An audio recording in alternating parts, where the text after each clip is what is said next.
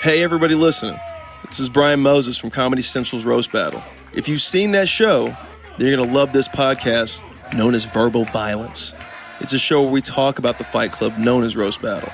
Every week, we're going to spotlight a new battler and go in depth and dissect who they are, their battle style, their lives, their parents' lives, their sisters' lives, maybe their unborn baby's life. We don't know, but we're going to find out every week a new episode happens.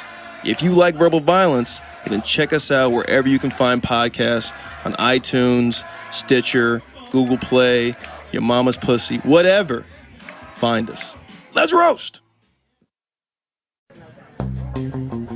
Yeah.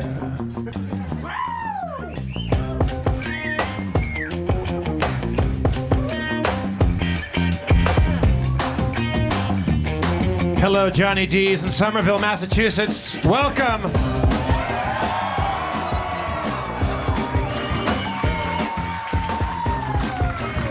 Harmontown is now in session. Won't you please put your hands together for the mayor of Harmontown, Dan Harmon.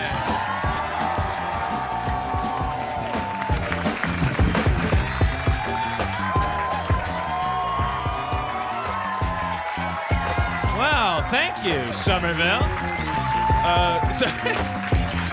We've already had our first injury, Jeff. I don't know if you saw my entrance, but it was less than graceful. I took out either a busboy or a cop, or I don't know. I'll find out later in the basement. This used to be an old cop bar, they say. It's a very, very old architecture in the basement. You can see the first-hand effects of the fact that at the turn of the century, people they never grew beyond 3 feet tall. They everything. There's just a system of hobbit holes down there. There's just millions of miles of concrete, stucco, just half-built chairs, old bull whips, like a corpse of a guy dressed as Santa Claus in a bathtub. Just weird shit from like weird old days when Sommerville was not the best managed town in the United States. Voted in the Boston Globe best managed town. I Wikipedia'd you motherfuckers. There's some funny shit in their Wikipedia entry. I don't think the guy that did most of the editing of your Wikipedia entry was on the tourist board. But I'm all over the place. What am I doing? Anyways, I wiped some guy out. Somebody write him a check. That was my point. Oh, it's just I guess in the 1890s, people just, when this place was probably built, I think people just ate dirt and smoked cigarettes all day. They didn't have vitamins, so everything is kind of shrunken down there. So I have a lot of And the mirrors are all, because the ceilings are so low, the mirrors just give you a perfect view of your balls. It's just like everything was hung by like a deranged midget leprechaun down there. Sommerville, Jeff. Some facts about it. Just to get to know each other. Most important fact, I'm assuming that the Sommervillians would have you know, it's not Boston. But there's probably a lot of Bostonians here that made the drive. But Somerville's very proud of its independence, I think. We're just north of Boston. Might as well be Boston, but maybe it's a little more wicked, a little less retarded. We don't know. Let's find out. Well, we don't know. We'll find out the wickedness to retarded ratio. Major exports, Goodwill Hunting photos. A lot of bars, a lot of Matt Damon and Ben Affleck on the wall here. A lot of Colin Quinn lookalikes walking around. I'm from Milwaukee, so I know. Yeah, there's a lot of my uncles here in spirit. That's good. That makes me feel at home. I know how you guys like them apples. Or I guess I don't. I know you like your screenplays horrible, but I don't know how you like your apples. Yeah. You know what? Everyone gets a pet peeve. Everyone gets one. Yeah. I'm not gonna go around to the bars and take all the Matt Damon photos off the wall. I'm just a petty, jealous asshole. William Goldman wrote that script. Okay. But you look it up. You hate that one scene with the apples more than anything. That really sticks in your That really fucking sick. I do not like those apples. I do not like that scene. I don't understand. Is that banging on a window? How do you like them apples? And the guy bothers to say yes. I like them. Let's continue to have this conversation. Why? Who would ever do that? It completely removes me from the movie. And then if that didn't remove you from the movie, Minnie Driver's face. No, I don't know. It's the Boston air. I'm getting jocular and mean. I don't mean to do that. I'm sorry. There's the ghost of police brutality in the basement. You can just tell it was an old cop bar, and you just know that unofficial police procedures happen down there. Yeah. There's too many choices walking up to the stage. We walked 6 miles. Remember the scene in Spinal Tap? We have a shot of us walking, but beyond the scene in Spinal Tap, there was every 3 feet there was a way to go that way, a way to go that way, and you would just see a glimpse of a sink with a wig. We should play our D&D down there. Yeah, we could do. I think they call it LARPing. Live action role playing. Facts about Sommerville. The typewriter was invented here? Not true. Okay, all right. Not true. Sometimes you get lazy. The original choice for Sommerville's new name when they broke away from Charlestown. Yeah.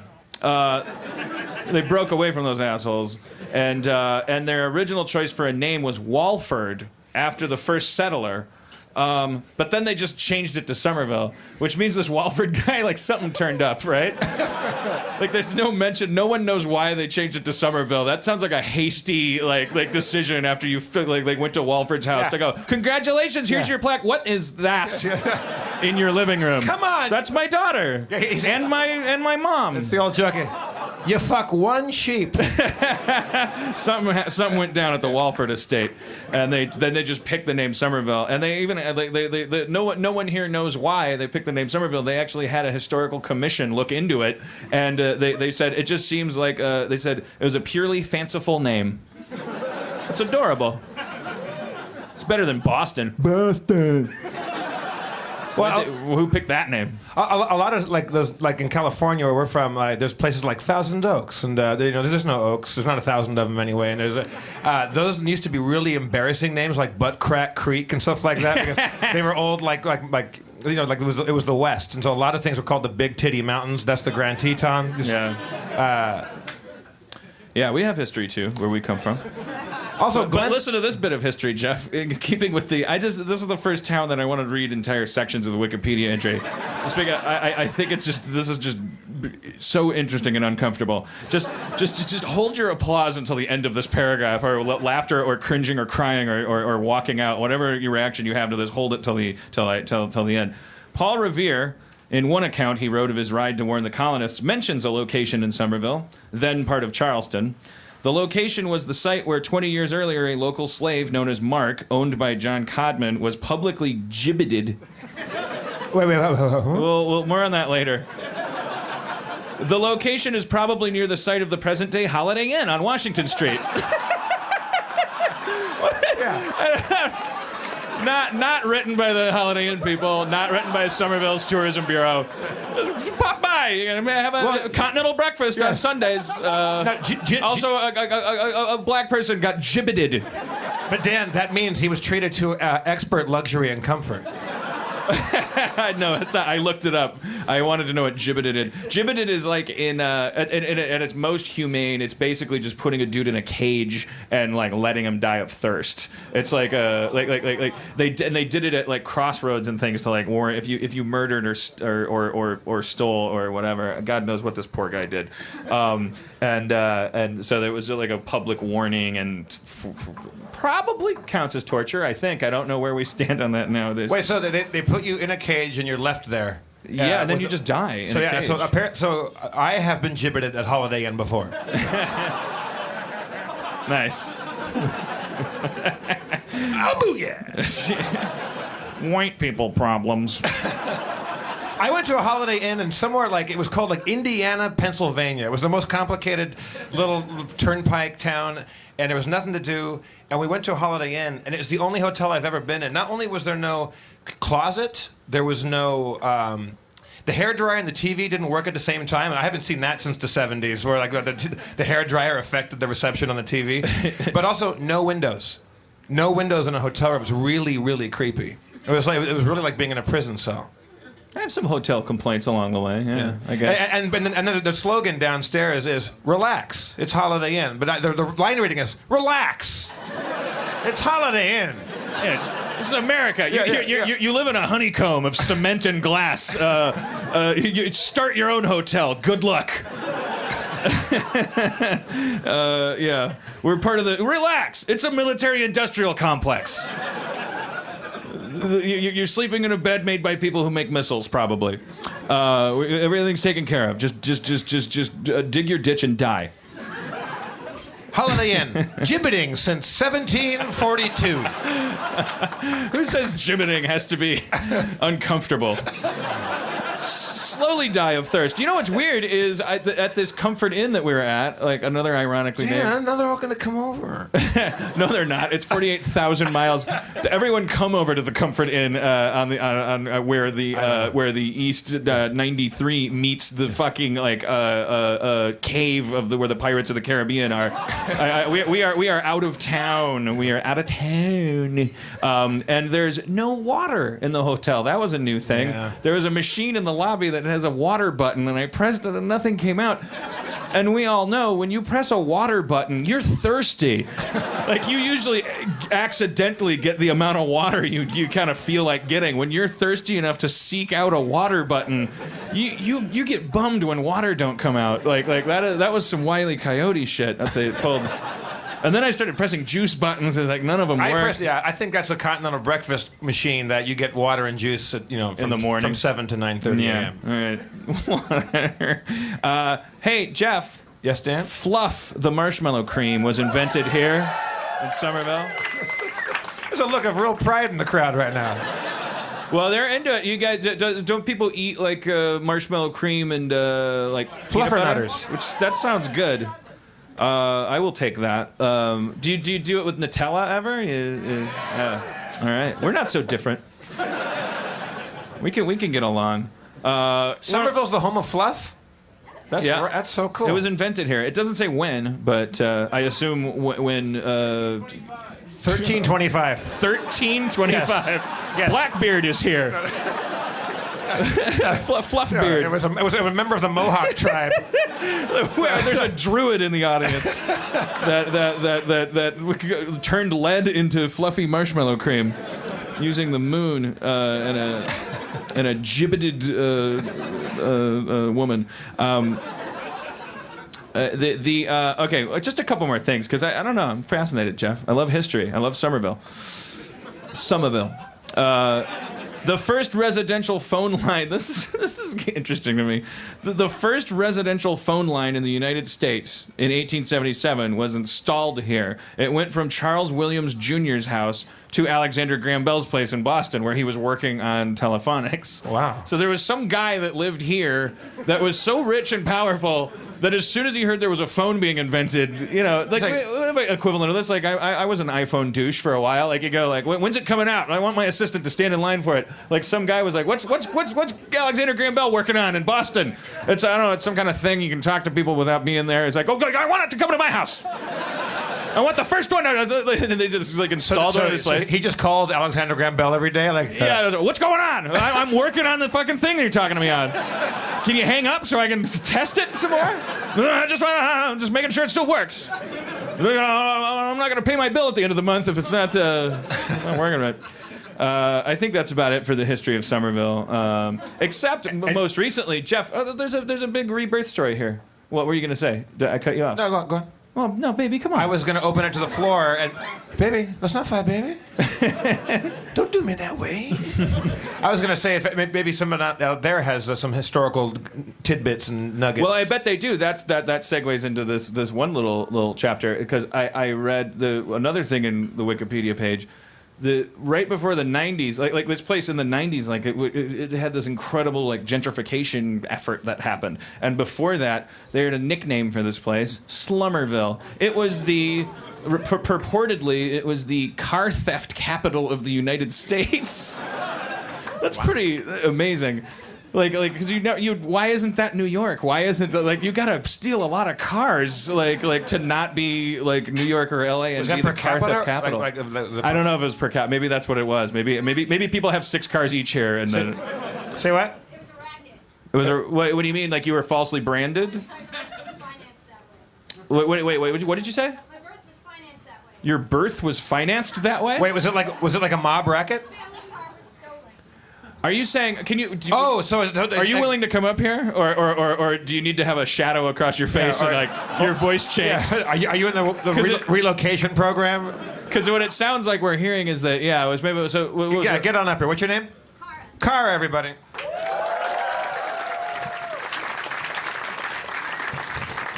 I think what she might be saying. Oh, she's got like a Harmontown T-shirt. Oh, did you make that? I did. I get off on tangents.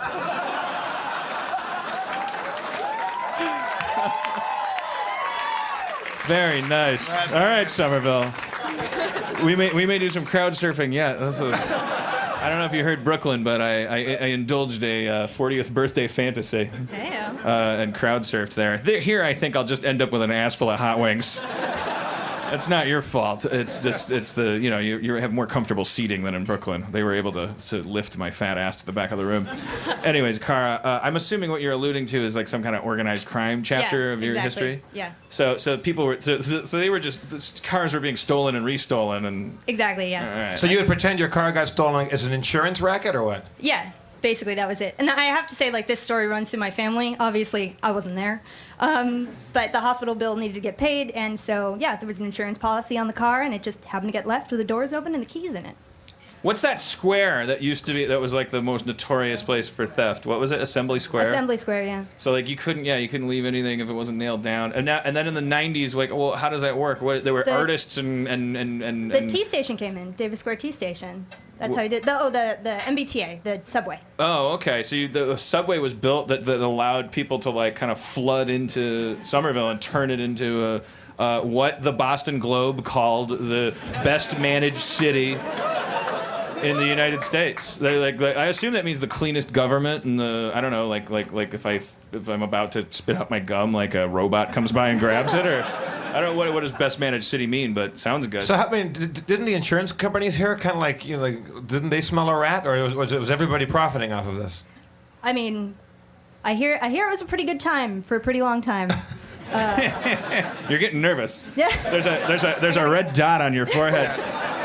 A laser. Yeah, are we sure there's not a statute of limitations on that? Your parents are going to go to jail after this podcast drops? Could we arrange that? Yeah. Whoa. All right, let's talk about this. It's going to be a new crime wave. Somerville's going to be the falling down stairs capital of the world. A lot of starving artists that flooded into the 90s are now realizing that they need to weld something for a living. And is there trouble at home? Oh, no, I'm just trying to keep up the tradition of, mob death. I don't know. Mob whacking your family? Exactly, yeah. I'm trying to get made, Are you Italian? I am, yeah. What, okay, and full 100% Italian? Siciliana. Wow. Yeah. Piacere.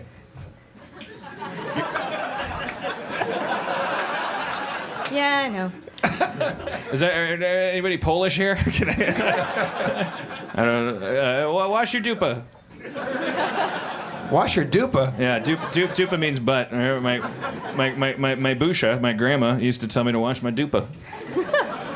Nice. Did I ever tell you about my great grandma Busha, Jeff? I think a little bit. Yeah, she murdered some people. I think it's safe to say now that she's dead. I was going to say finally dead, but that would sound mean. I just mean finally in the sense that she lived to like 108 or something, and she took some fuckers out with her.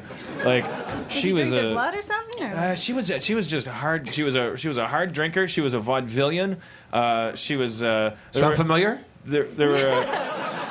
Yeah, no, they always said you should talk to Grandma Busha. You guys share something. Like maybe it skips 2 generations, like whatever you are. And then I'd go and like, what was vaudeville like? And she'd go, what the fuck do you think it was like? Give me a drink. I was on stage. I had an umbrella. I was a poodle. I don't know. But then she would we had to boycott Christmas a lot because she would do one of those things where she would point at her cheek and say, give me a kiss, and then she'd swivel into it and like basically French her grandsons. Like she was into it. Like, wait, didn't she like stab a dude? She stabbed a dude. She said he fell on the scissors 9 times. I don't know how you fall on scissors 9 times in your crotch area. On a trampoline? Yeah, I'm pretty sure. And I think that was like when she was in her 70s. So I think the cops thought, because we were watching a Packer game in Wisconsin, and like this thing came over they do local news stuff over the Packer game, and some local guy said, oh, here's a human interest piece. 70-something-year-old woman is being brought in for questioning regarding the possible homicide of her roommate. Sounds funny. And we all joked in the living room like, oh, Grandma Busha. And then the phone rang. And it was the police, and it was like her one phone call, and she had had a quarrel with this lover of hers that she was living with, and then we don't know what happened from there, but we know it ended with him dying after receiving a few punctures with a pair of scissors below his waistline. Oh. Wow. And I think that the cops thought, she's 70, any sentence is a life sentence, let her go. And she went on a fucking spree for 30 years. 14 people dead. Like Grandma Bush is amazing. Like I have news items on tape. I'm sorry, Cara. Just pull up a bowl of peanuts or something. I don't know. I just want to tell you about my grandma. It is well worth surrendering the liberty of a member of my family, through my stories to get at yours. I mean, I would apologize for the tangent, but yeah, exactly. I mean, she's getting off right now. I should charge you for it. She at one point there's a news item that we have on VHS tape for some of you kids. There was a thing called VHS, and thank you, sir. This is this guy he's like a veteran in a wheelchair. I remember VHS. Thank you, sir. I got Top Gun on Betamax. I'm a real American. Me too. Sinbad of the 70 Seas, Tron. Yes. All right, just leave me alone for a second. I just want to I have OCD. Like I want to finish my Grandma Busha thing. Like Busha means grandma, right? Busha means grandma. So she was my, she's grandma. Yeah. It's like salsa sauce. Like Busha's like Mima, and Irish people say Mima, and some people say pop for like grandpa. It's like pop. Busha, she was Grandma Busha, so she was grandma. Yeah. So she's 600. So she was on the news again, decades after successfully murdering a man. This blows my mind. Someone tried to steal her microwave. We think it was like a drinking buddy that she owed money to, and like she was 90. She was like at least 90, yeah, something like that. Awesome.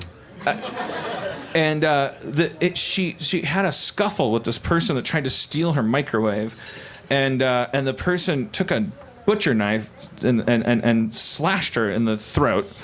It's a happy ending, depending on where you fall on Grandma Busha being out there. Maybe not for the police. It's not a happy ending. Not for the DA. And then she. According to her recollection of the event, like this person got away with the microwave, slashed her in the throat, and she was laying there for a while and was like, oh, someone will come find me. And then she thought, no one's going to come find me. I'm Grandma Busha. So she got up, wrapped a towel around her neck, and walked to the emergency room, where they sewed her neck back up. And there's a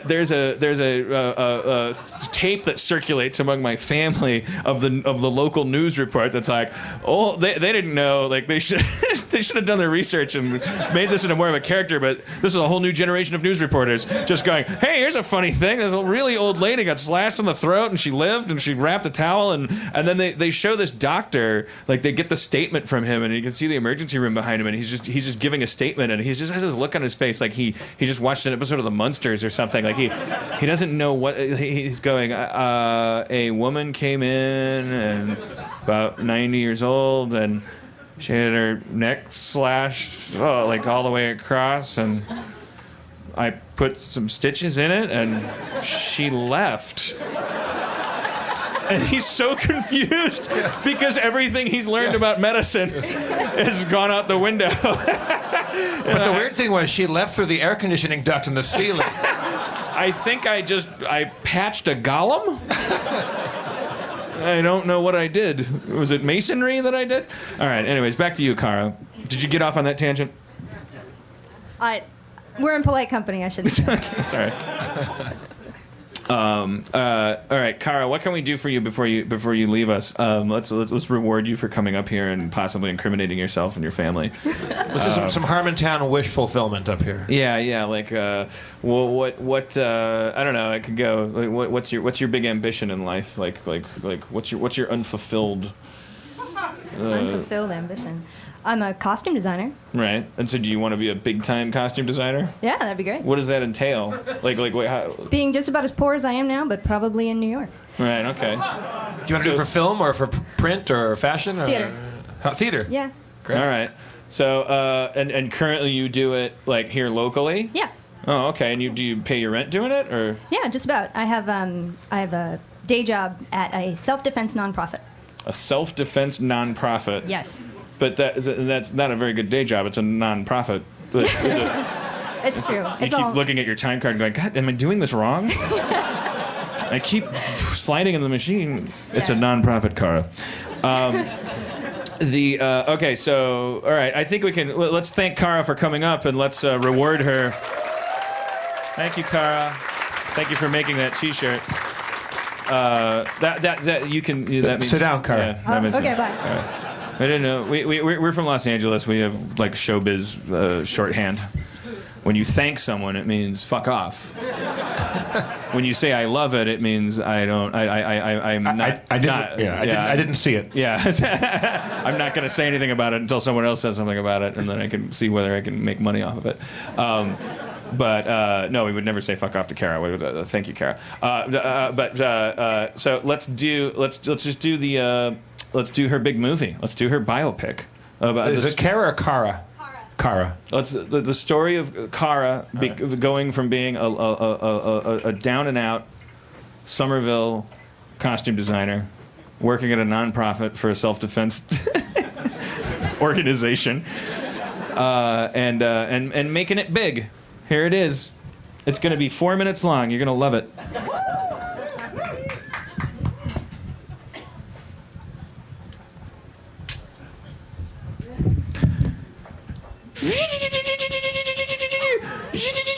I'm in a sewing machine.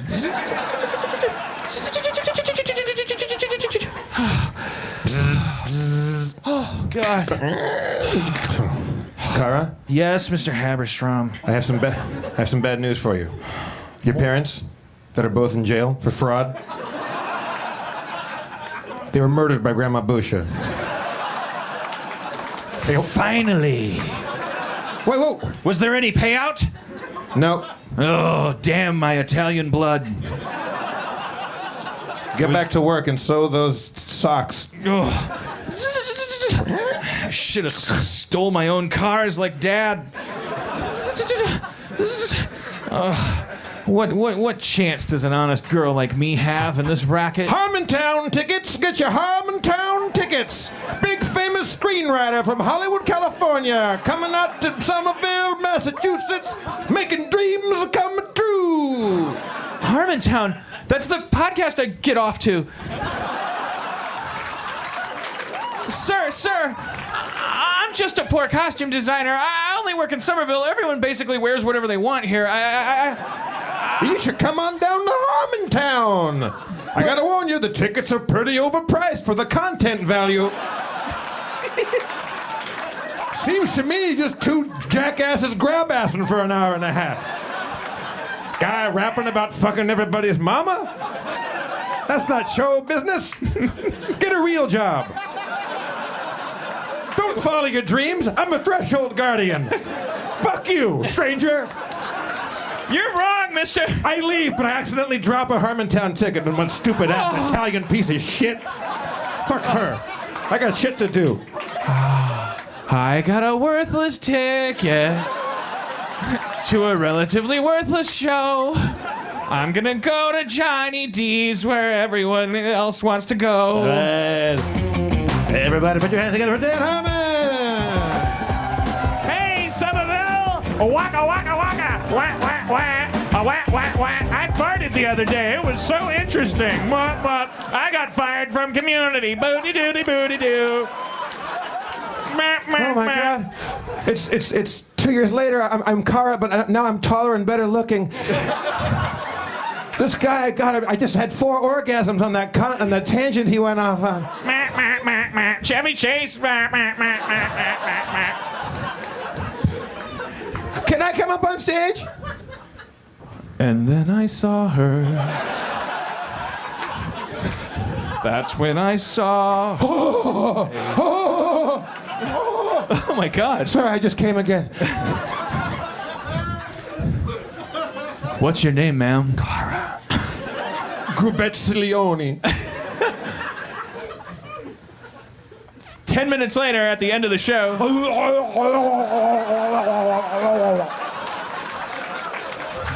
Do I get the job?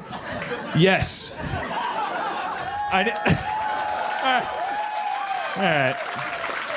Well, that seemed. I don't know.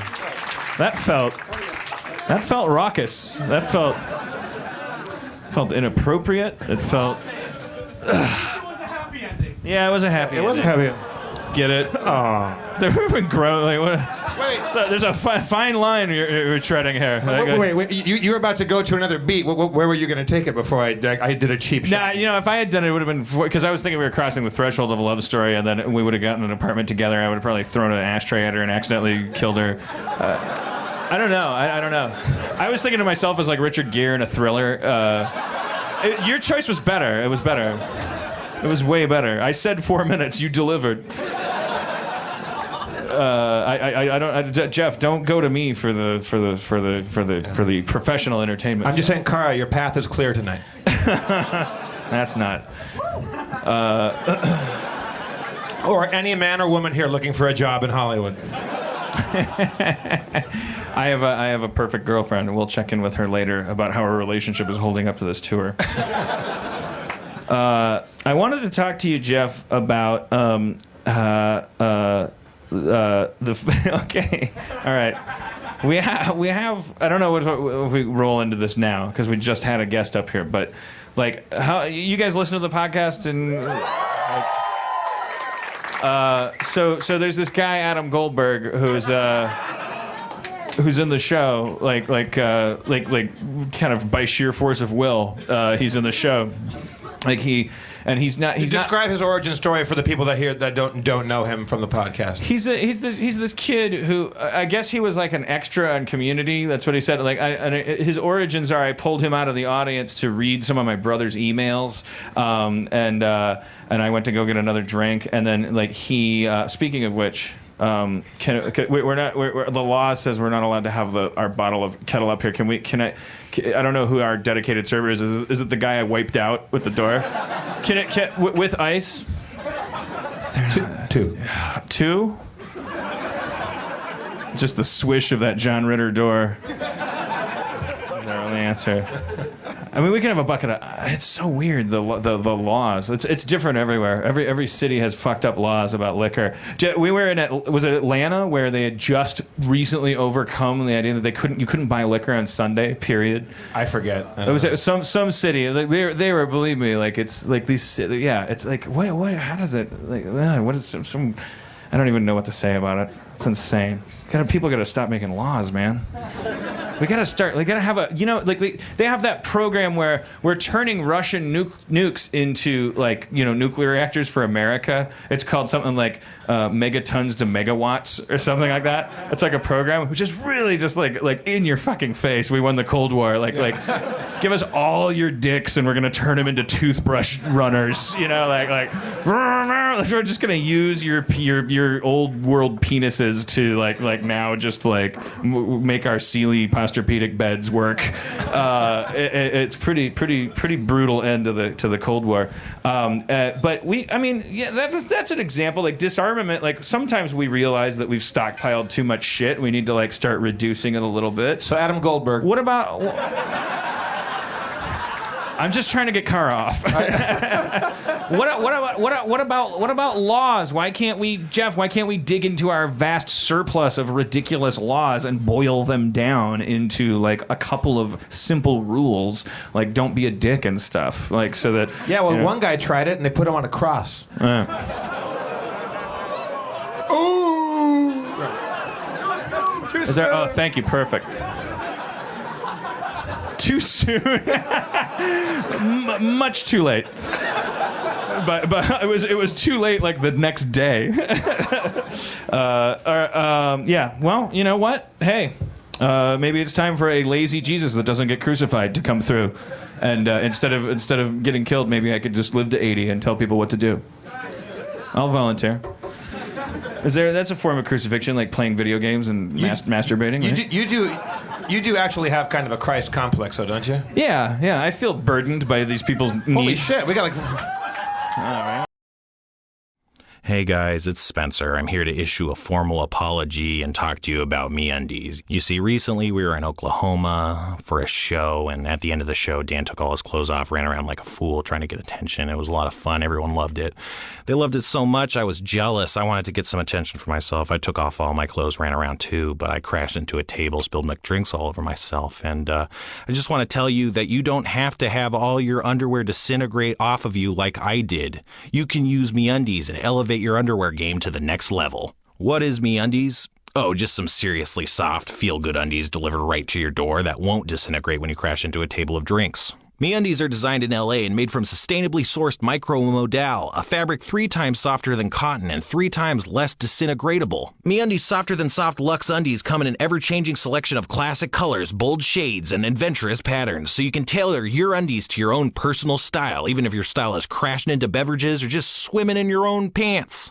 And guess what? You can save time and money each month with a monthly subscription, and you save a lot of money by not getting arrested for public indecency. And if you're not ready for a subscription, that's okay. You can still save because MeUndies is offering you 20% off your first pair. Just use our special URL, MeUndies.com/Harmontown, and get 20% off your first pair. So go ahead, flood-proof your underwear drawer. You deserve it. Once again, that's MeUndies.com/Harmontown, MeUndies.com/Harmontown. That's MeUndies.com/Harmontown. Talk about armaments. We got a vodka stockpile. So the rules say we can't have a bottle up on the table, but we can't. So we can just have a choo-choo train of.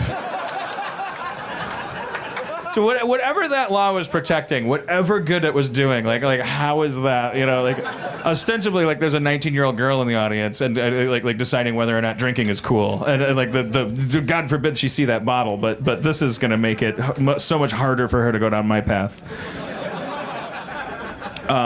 Thank you. Did you bring them, sir? I did. What's your name? Matt, everybody. Did I hit you at the door? Sorry, Matt. Are you okay? Can you come up and tell everyone you're okay? Is that all right to ask you to do that? Hey, Matt. I'm fine. I'm doing pretty well today. Okay. You didn't hit me that hard. Okay.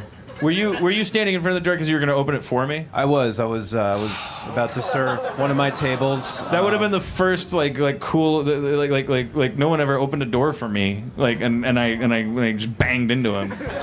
He was gonna go like this, like I'm Batman or something, and he's Alfred. Like he was gonna go like, here you are, and I fucked him up. That's all right. What'd you say? Restart? Oh, well, I don't know. Is that somebody said restart, let him open the door for you? I think the ratio of time spent to entertainment received, I don't know. It's hard to make a judgment call there, but then again, you go, why are you bringing him up on stage? How do you explain the first 40 minutes of your show? Thank you very much. Everyone's a critic. Does that mean I can why don't you go watch Good Will Hunting again? You know? Inception, yes. I'm sorry. You didn't buy a ticket to this ride. How long have you worked here? Matt, you said, right? Yeah. How long have you worked here? Oh, about 6 months or so. Oh, yeah. Pretty new then. Yeah. Sure. You enjoy it? I love it. You do? Good. It is. What's the best thing about working here? Just the kinds of people I meet, I think. And all the attention I get for no reason, like right now. Like, it's so how many times in that 6 months that you've worked here have you done a freestyle rap with somebody up on stage?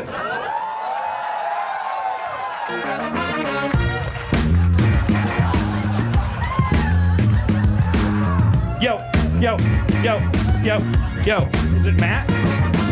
Yeah. Yo, Matt, on the mic. I'm talking Matt, he's the guy I like. Banged into his shoulder when I came through the door. I fucked your mamas cause they all are whores. I'm sorry, I didn't mean it. I fucked your mama, I tried to clean it up. Afterward, I fucked your mama. That's the word, Matt. And Matt's gonna rap. I'm sorry, I'm pretty white. What's your name again? Dan. I'm Dan. Dan. Nice to meet you, Dan. Nice to meet you. You hit me. Yo, Dan, you hit me with the door, man. Gonna hit my nose, but that's all right because this job is really great. I'd like to thank you for keeping me up here, even though I'm not getting paid for this shit. I'm not really rhyming, I'm just kind of complaining, and you can hear me. Also, a tip for the vodka would be pretty cool. Oh, right, okay.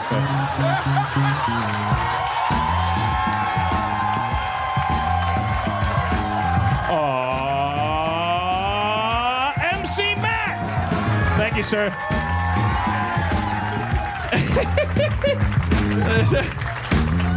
Wait, is this... That's how you use stage time. You and me are not going to make money on this tour. That guy has made $15 more on this trip than I'm going to. Yeah, like Aaron, my girlfriend. My credit card was shut off today from expenditures on this trip. Yeah. Well, because our trail looks like a thief's. Like, what do you? No one hangs out in Austin and then Atlanta. Like, what are you doing? Yeah, Knock it off. Charlotte to Brooklyn in one night. I don't think so. You stole a TV. But he did 5 minutes, turned it into $20-$40. What? I gave him 10. What'd you give him? I gave him 20. Yeah, but I 1/5 duked him. You're gonna drink more of that vodka. Oh yeah, I will cause damage to this place financially. the advantage will be mine.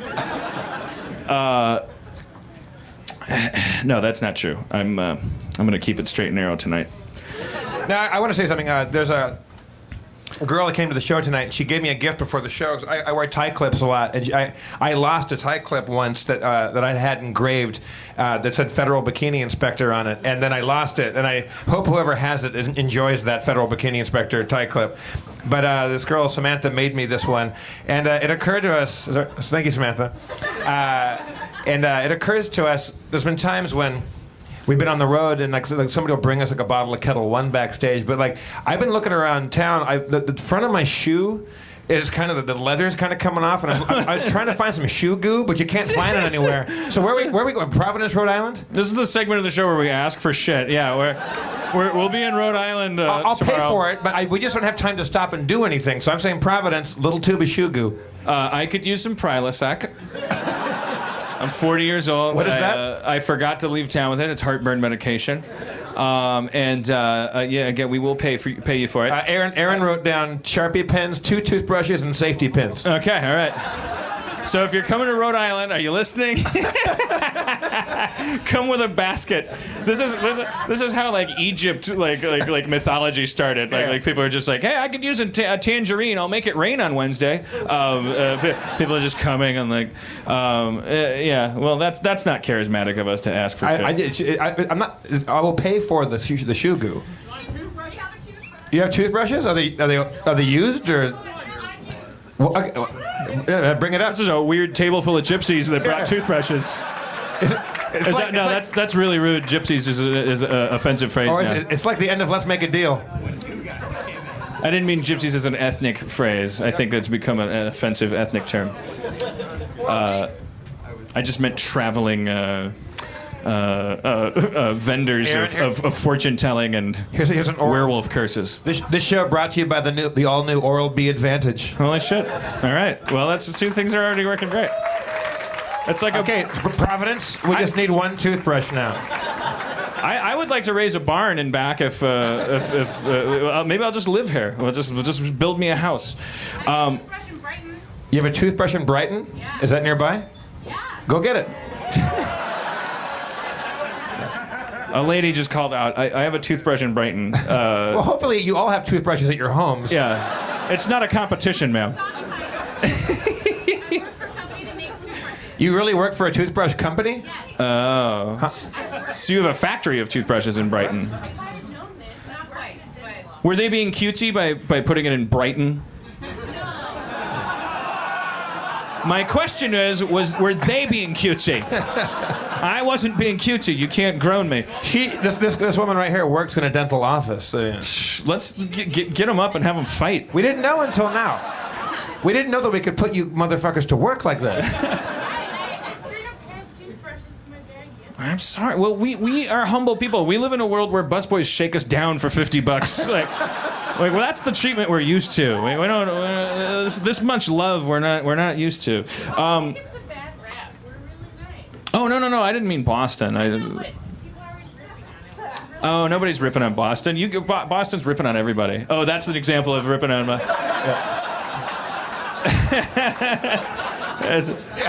It is like it's like when you roll into the town, like there is like a little whispers of like, oh shit, Boston, that town's legit.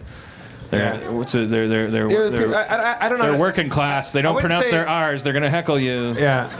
I wouldn't say that people here are rough or mean. I think it's a little bit, some of them maybe a little bit more aggressive, maybe like a little bit more like up front, like candid in your face. Is that apt? Yeah. Hey, take it easy.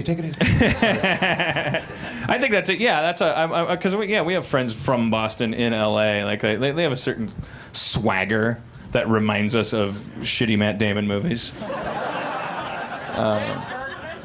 Jen Kirkman? Is Jen Kirkman from Boston? Yeah. Jen Kirkman's a good friend of ours. What? Oh, Lowell. Yeah. Is this one of those towns in Massachusetts where the sign says now entering Sommerville? But it's really funny when like now entering Beverly, which sounds like a porn title.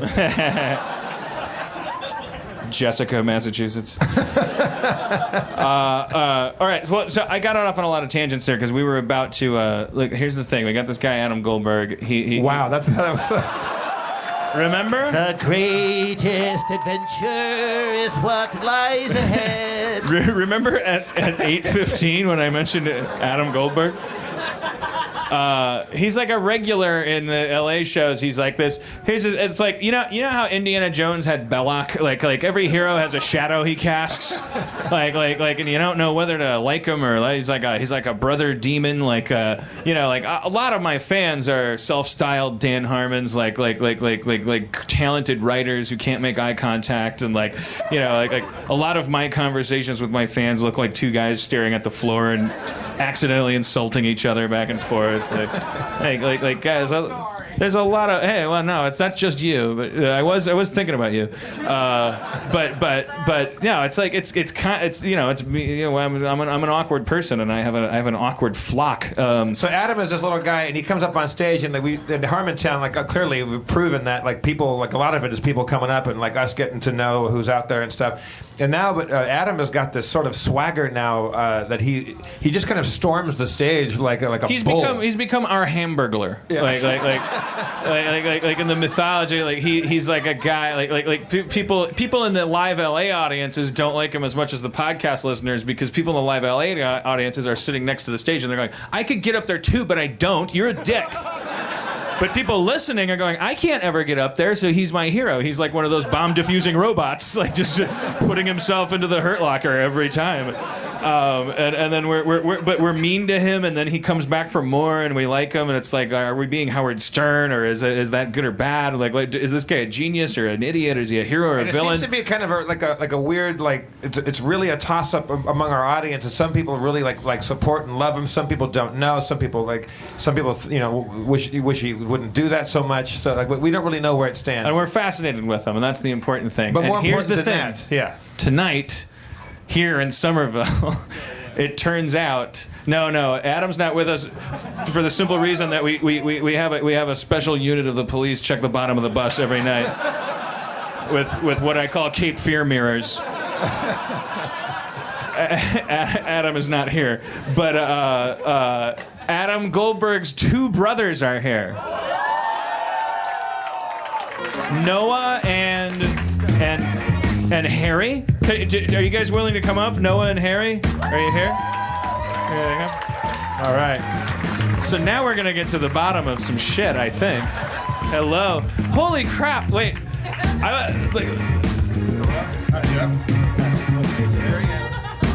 Shake your hand. Noah. He said, I don't know if I should shake your hand. I've listened Dan's always once been or a little twice. bit nicer. Jeff's always been the one to like really just shit pretty hard. Really? Well, Jeff will we say like it. stuff like, shut the fuck up, Adam. Get off stage. Right. And Dan will say like, please shut the fuck up. Right. Or I'll say like, well, we're all Adam Goldberg a little bit. Like, you know, like at what point do I, you know, where does the bully become the victim? My question, like, we love Adam, but we kind of hate him a little bit too. So, all right. Are you listening, Adam? Yeah. All the questions that you've asked, we've asked ourselves for a long time. I thought we'd get answers, but it's a special kind of answer that there's just more questions. That's fine too. It's like black hole research. I It's, was like, it's to the point now, you guys, that after the show, he follows me to my car, and if we go to a bar after the show, then even if I don't say the bar I'm going to, sometimes he's just there, and he'll follow me to my car. Then, I know he's harmless. He totally, there's no concern there, but he's a very forward guy. Right, you'd have to Absolutely. You'd have to allow that. He's diabolical. I mean, he's a genius. Like he's always But calculating evil and genius. Yeah, possibly evil. So when you guys were growing up, are you both older brothers? Yeah, we're 3 years older. So did you tie him to trees and like? Oh, we were really bad to him. Yeah. My dad says that the worst day of his life was when he realized that the kid tormenting him was actually 2 kids tormenting him. Because we're twins, so we work. Oh, as you a guys team. are twins. Oh. Right. So we work as a team, and you know it's easy to trick your 3-year-old brother, 3 years younger, into doing whatever you want. Yeah, and then when you get tired of fucking with him, you just tag out, and the other guy comes in. Yeah, we used to pull him out of his crib to play. Like this was harmless. I would climb up and try to toss him down, and Whoops. like he couldn't catch very well. Adam, I take it all back, man. Yeah, this is Holy shit. So maybe there's your origin Yes. story. And you know, we would walk into like my parents' room, and you go, "Dad, the baby's crying. Don't know what's going on." This is Guess interesting. you fell on Somebody his head. audibly said, "Jesus."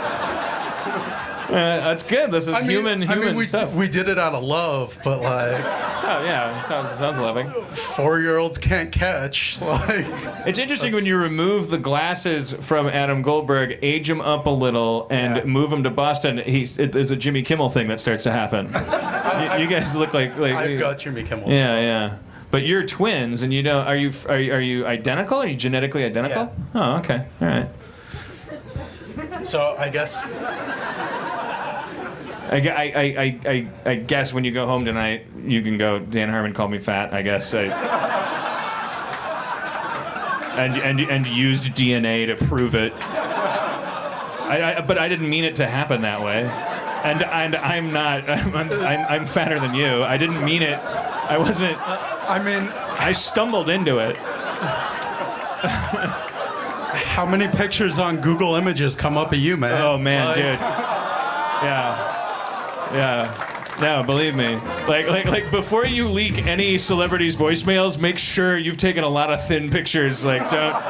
Yeah, and make sure your teeth aren't yellow. That humbled me greatly. That phase. Like Dan Harmon's at it again. Hey, the TMZ photoshopping M&Ms on my chin. I believe me, I did not mean it. Wait, which one are you, Noah or Harry? I'm Harry. Harry and Noah. Okay. All right. Well, what can we do special with them, Jeff? So like in preparation of going back home to Adam, we met your brothers. What are we at? What? He's your problem now. Oh yeah. So you guys both live here still, Right. And so when did he move away to LA? About a year and a half or so ago. And how was that partying? Was it bittersweet, or did you get the fuck out of here? The after party was way better. Adam got on the bus and then a guy in a cop outfit blew a whistle. YMCA. We've always had the plan that somehow Adam was going to be the one to make all the money and be able to take care of us. And that hasn't happened. Right. yet. Well, No, it close. hasn't happened yet. he's working on it. How old is Adam? Like evil genius. Yeah. Like the key part is genius. For sure, and I think that's what buys it all back. Like Like- sometimes he goes into these rants that are like they're kind of ill-timed and his sense of like kind of verbal rhythm kind of like doesn't hit the eardrums in the right pattern. But he's like what? He's a kid. He's like 20-something. 20-something. And but when you actually listen to what he's saying, he's like lot of like, people- holy shit, he's really smart. A lot of people don't know what to make of him. Understatement. Yeah. But the thing is that once you get his character and his personality, a lot of the stuff he says is pretty genius. Yeah. Genius. I think he works well with an editor. Like, Well, it's the comedy rule of threes, right? 1 out of 3 things he says is funny. like, like obviously you're a writer. You know this. Like, you don't do it all yourself. You need a team around Exactly. you to. Like, if we could have cut out me accidentally calling you fat, like I would be like a great fucking That's my host. favorite part.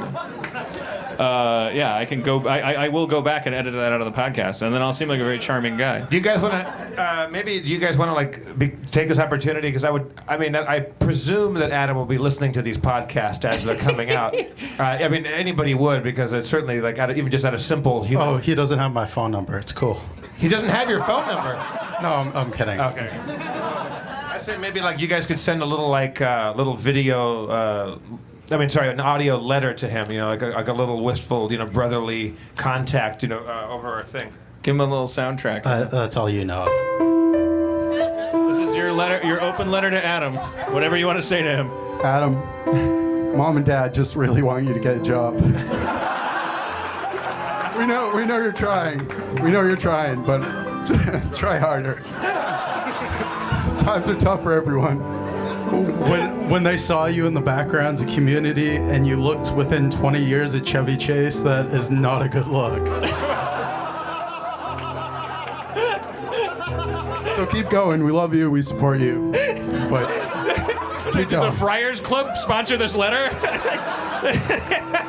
All right. The thing you can do for us is not let him respond to this, because it's going to be way worse for us. Well, yeah. So you guys are scared of his brain and his mouth, right? Like he'll level that weird. There's still 2 of us. Yeah, that Lex Luthor death ray. So Adam, okay, physically they can still kick your ass, but you got away. They would like you to make some money. Can I ask a question here? Of course. To the audience, like, I know the LA audience is kind of like what Skeptical. you said, skeptical. But like, of the people listening, like, how's it play out for just listening here? Just. Were you asking these people? I thought he was a writer on Community. Oh, this woman, I just figured that he would actually had a role. This young lady said, "I thought he was a writer on Community." He probably texted you and told you that. There's a diabolical quality to him. He ends up with everybody's phone number. One time we were at the drawing room. Mostly women, though. Yeah. Well, after a bar, after we go to this one bar after our show, and I was there, and he was working on some girl. And the girl had a friend, and he was drunk. They were dead drunk. And he's like, Jeff, come here. Give me your phone number. I'm like, no. Give me your phone number. Adam, fucking no way. No. But he gets all the women's digits in like crazy, weird Jedi ways. I was present the moment when he walked up to Aaron and he said, "So Aaron, my AT&T fucked up my phone and I finally got it back and I lost your number. I needed your number again." And Aaron kind of went, 818 blah blah blah blah blah blah. I gave it to him and he walked away and Aaron had this blank expression on his face. I never gave him my number. It's no joke, man. That's no joke. He's a Jedi. These are not the droids you want. Yeah. I didn't put anything in your drink. Did you ever read the book? Did you ever read the book by Bud Schulman, What Makes Sammy Run, about this character Sammy Glick? I haven't read it. Yeah, it's a good.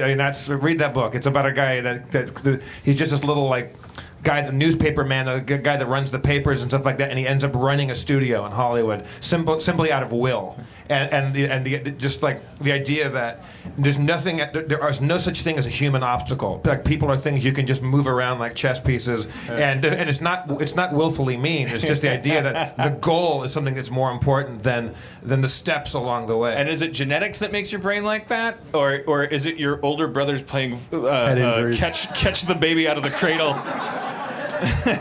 Probably a combination of that and head injuries. Definitely. All right, Noah and Harry, everybody. Let's hear it for the Goldberg brothers. Goldberg brothers. Thank you, guys. Thank you, Noah. Thank you, Harry. We've never had a disaster, Jeff. We just bring random people up on stage, and it was like you're trained for the stand-up like mythology and the and TV and stuff. Like when somebody starts popping off in the audience, everyone gets as uncomfortable as when like a baby is crying on an airplane. It's like there's a crisis. There's something happening. Like, this is gonna go bad. Like what's Rob Schneider gonna do?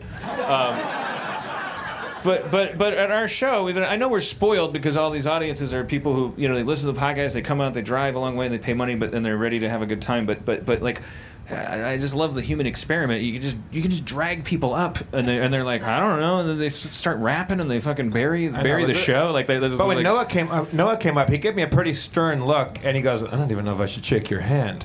And you thought it was because he was protective of Adam. Yeah, and then he just completely threw Adam under the bus. Yeah. I mean, he really meant it. I don't know if I should shake your hand. I don't know. Yeah, Aaron texted me. What? Is he here? Well, come up, Aaron. Aaron, get on stage. Aaron McGathy. This could go bad. I mean, I never know with this one.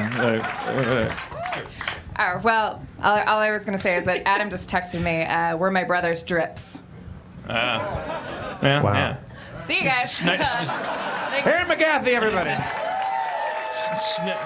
Sniped from a distance by the Goldberg sniper rifle. And yet the blood does kind of run cold. That we like Beetlejuice. We've mentioned his name so many times, and he just starts texting people. That's fucking cool. Yeah, he's like Sherlock Holmes in that new remake in the BBC. I was just like, what? There's text coming up. Like he knows we're talking about him. Having fun, Mr. Harmon? Yeah.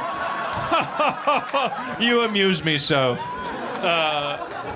He's like Q. He's not my Belloc. He's my Q from new Star Trek. I'm gonna get laid in Boston.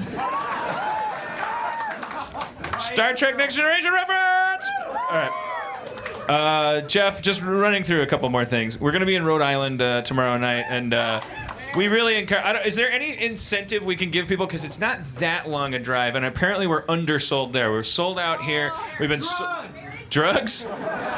I'm finding out. I'll get the location. Hang on. Is it 45 minutes? Yeah, no big deal. It's like a drive to Grandma's house. Yeah, Providence, East Providence. A lot of drugs. I have a vaporizer in the tour bus. No, they're saying there's lots of drugs there. Oh, I think is that what you're saying? No, right? we're going to Rhode Island. No, I think you were speaking the same way. I'm saying, is there anything we can incentivize people to like form a little caravan and come to, like, just go fill the seats at the Rhode Island show, like. Let them be NBC.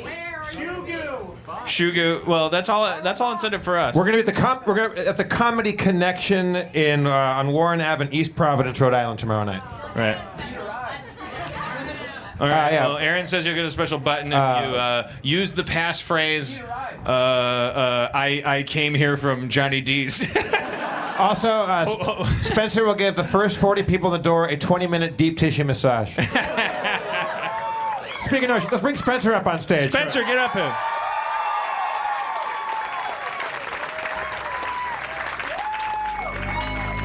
Oh shit, Spencer.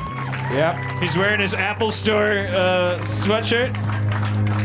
Spencer, we're sharing a table tonight, kind of. I got my little dead soldiers. Do you want me to slide over? No. All right. You're fine. What up?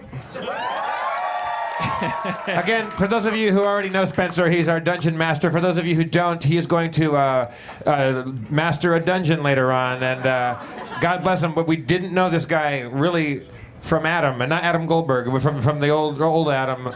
When we embarked on our tour. But I find, Spencer, you've been an absolute gem of a tour companion to have on the bus.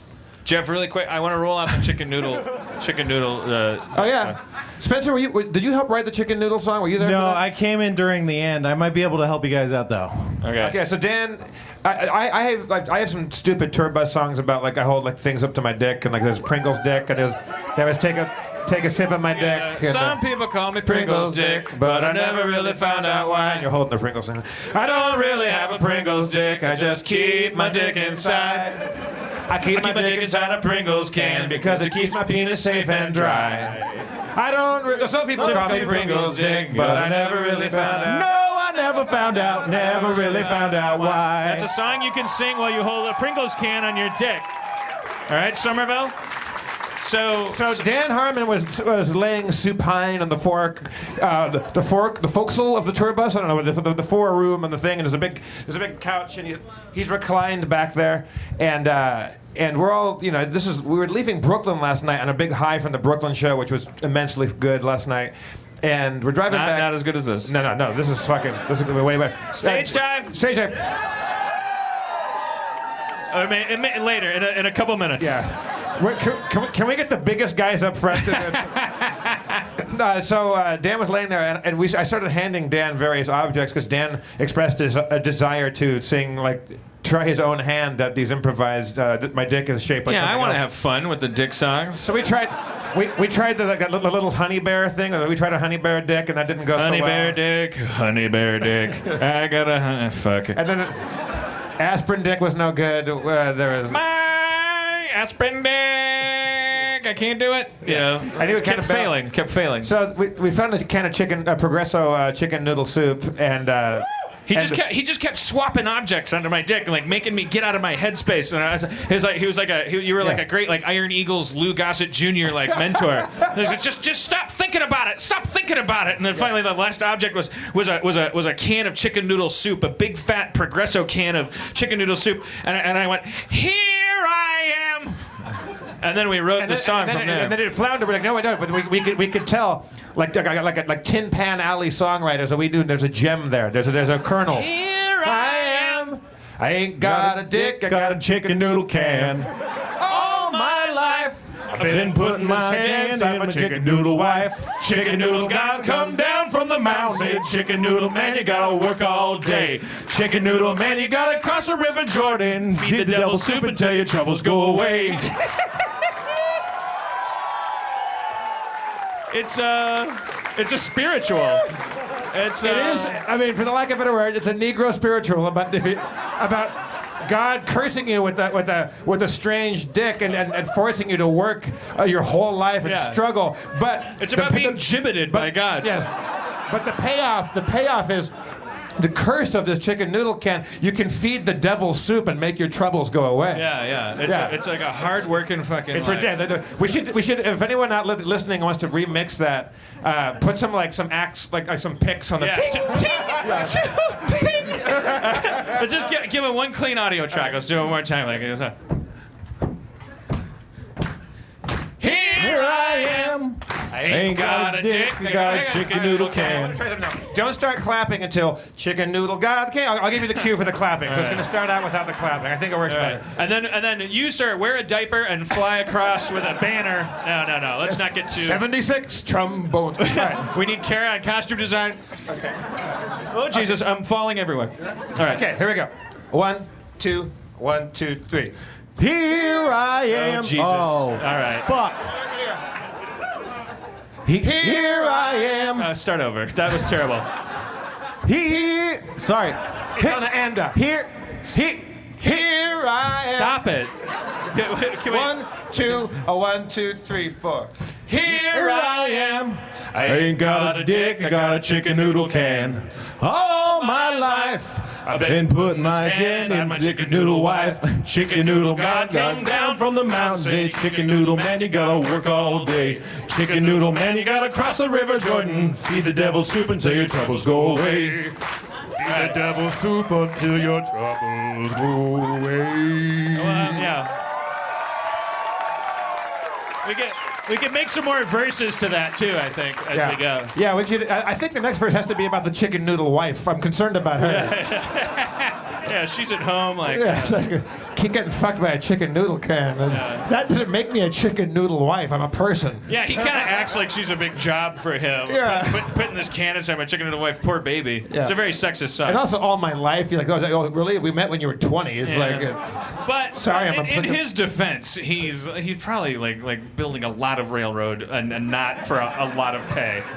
If shit rolls downhill a little bit to the woman he loves, like maybe there could be some support there. Maybe she gets her own song. Maybe she can be like a Dolly Parton figure and go like, "No, little girl, when you're waiting for your man to come home, don't you want no, baby, no. Ain't enough chicken noodle in that can for me. Ain't that right?" Kind of a rise up, sisters. Put him in his place. Yeah, if people feel that they have a verse, to add to that, please tumble that shit. All right. Can we do our regular segment? I'm really convinced this is going to pay off. It's called Spencer's Complaints About Looney Tune Cartoons. Spencer is. Spencer comes down. You think that he'd have a softness in his heart for the Looney Tunes characters, but he really comes down like a ton of lead. Yeah. The more you find out about this guy, the more you love him. We took him to Charlotte. He loved the sleet. Then we took him to Times Square. He hated Times Square. And you go yeah, good. He's a barometer. He's like Henry David Thoreau. He's like, and he's not fallen for any of this Tasmanian devil bullshit. Sorry, some of you probably have a tattoo of him somewhere, but all right, let's play a theme song. Spencer's Complaints About Looney Tunes. He hates it. He hates Looney Tunes. Period.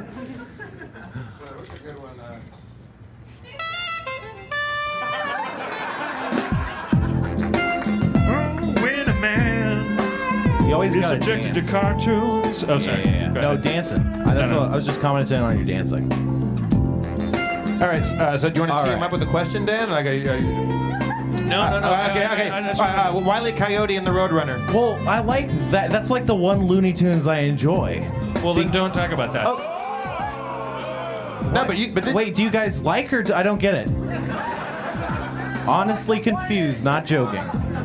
Anyway, Wile E. Coyote. I mean, he has his dad's credit card. I don't know. Where does he get all the money for the shit that he buys? And not only just crazy shit, but literally surreal shit, like a paint your own hole in a wall kit. But it's just does Acme not sell rotisserie Roadrunner? It's so easy. He's spending millions of dollars. I'm sure there's a restaurant. All right. Spencer hates Looney Tunes. Also, that track I just played is 1 minute and 11 seconds, and you ended exactly on time. I have great back timing. Here I am. Ain't gonna dig. I got a chicken noodle can. Sorry. I love it. All right. Should we start playing Dungeons and Dragons? I think we should. All right.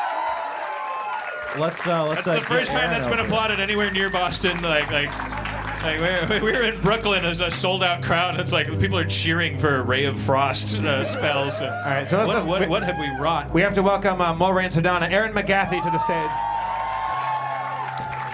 Hey, really quick. Maybe this is just in my head, but it feels like there have been a lot of references to you getting blown and you getting laid. And I'm sorry. No. I just want to know if we're okay. Yeah, we're fine. I was actually specifically going to do a relationship check-in with you. Oh, okay. Well, then we'll save it. Because do that now. Do it now. Yeah. Spencer, get your dice lined up or whatever goes on over there. How are we doing, baby?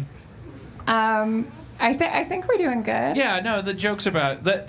Jeff's making jokes like somebody's blowing me, Right. And then you said I won't get laid and Yeah. Well, I don't know. No, it's fine. Maybe you were talking about me. Maybe you're worried about enticing me. Yeah. Hey, Aaron.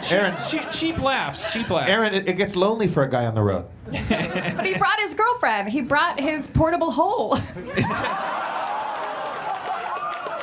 do-it-yourself hole kit. I would never. There's 850,000 reasons never to be in a relationship with me, and the only one that there isn't is that I would ever. I just don't. I don't have the capacity. No, I know. I've never done it. I'm 40. He's a great guy. He's a great guy, everybody, and a great boyfriend. I'm not. Like, the road is hard for a relationship. We're in a tour bus and we're in a hotel room, and it's like, well, why aren't we doing it all the time? Because we have sex with wood. There's a wood block. There's a hole on one side and then like a thing on the other, and we have this like swing that we sit in. And there's no time for it. We're Orthodox Amish. We're not allowed to look at each other. We have these Iron Man suits made of wood, and they just have an opening for our dicks. She has a dick, and we just rub them together. We're snails. We're asexual wooden Iron Men. Now, I would say, mercifully, I have not caught or heard you guys doing it on the tour bus. No. It'd be really hard to do on the tour bus. Boo. Hard and awesome. Are you booing Jeff not seeing us have sex? No, he's booing you guys not fucking on the tour bus. There's these little spooned. Yeah, we cradle each other. There's these little bunks, and you draw a little curtain across, and it'd be weird. You'd hear my belt buckle jingling. It would be. It wouldn't be real sex. It would be like a hand job or something, and it'd be like you just hear like jingling and. Right, and I cry pretty loud. So. Yeah.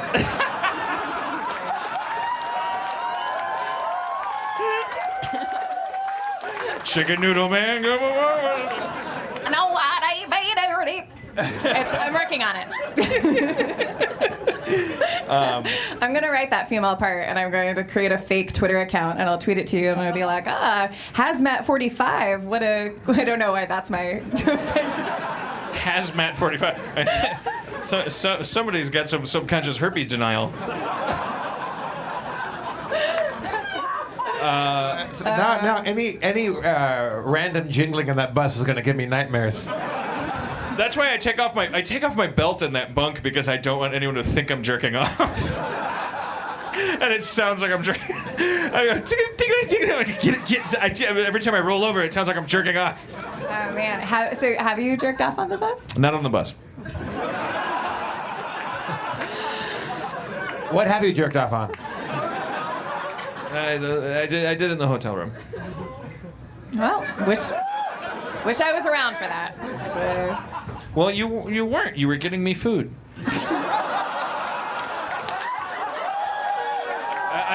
I'm not. The title of tonight's show isn't "I'm a Good Boyfriend," or I wouldn't have. I'm not trying to pull anything over at anyone. That's why I came back with the food, and you were just asleep with a smile on your face. No, I would just watch Harry Potter 2 and. Oh yeah, that gets me every time. Oh, they're fighting the evil wizards. No, I don't know. No, it wasn't. No, it's okay. It wasn't one of those moments that you're thinking. It's okay. No. It's okay. I was very discreet about it. You never knew. You never suspected. Aaron, have you masturbated on the bus? Hesitation. Yeah.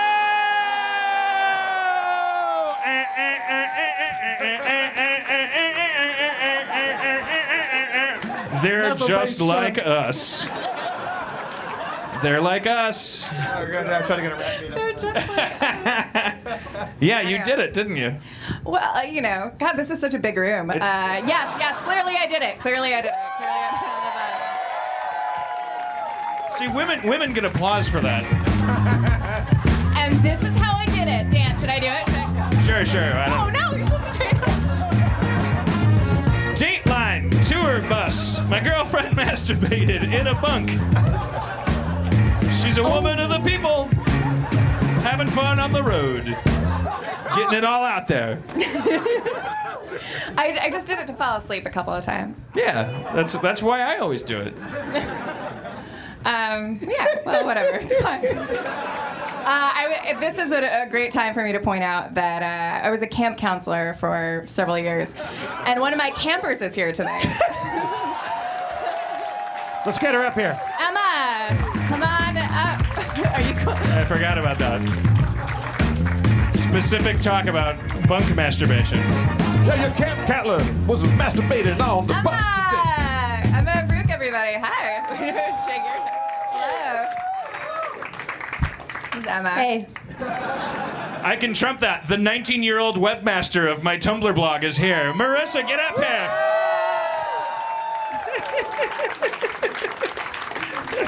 It's a competition to make each other uncomfortable.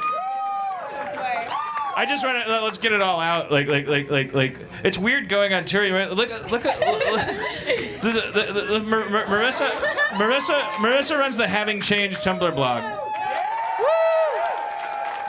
And if you bought Dan's book, when I was editing Dan's book, Marissa helped me by I called her and asked a million things of her, and she helped me by finding Tumblr dates and stuff. Her name's in the book.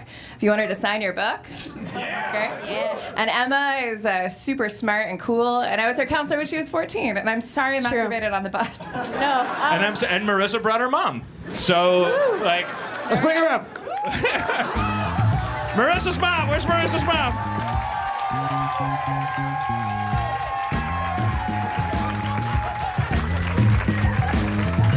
40-year-old man drinking and talking about sex and masturbation. Underage women on stage. Everybody's having a good time. Bring up the mom. Bring up the mom. Bring up the mom. Bring up the mom. Hello.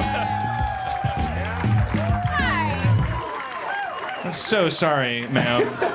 I am not sorry at all about this. What's your name? Mitzi. Mitzi, okay. And so Marissa told me, we did a little interview for the little movie we're making. She said that because she needed to come here, she can't, it's a club, it's 21 and over, she needed a legal guardian to come. So you listened for the first time to the podcast of this guy she's a fan of. What was your reaction? I was glad I was alone. Whoa. Did you masturbate? Stop, Jeff. No, yeah, everybody's having a good time. Asking moms if they masturbate in front of their daughters. Insane. This is officially more insane than Brooklyn. We have lost our minds. You did it. Congratulations. You gibbet people, and you bring this out of us. I don't know what happens in this. I'm so. What? Yeah. Yankees suck, right? Oh, Yankees suck. Yes. Now it's happening. This is where we get stabbed. The steering wheel came off. Emma, how are you enjoying the show? I'm absolutely loving it. But I actually have a story about Aaron, kind of related to masturbation. Oh no!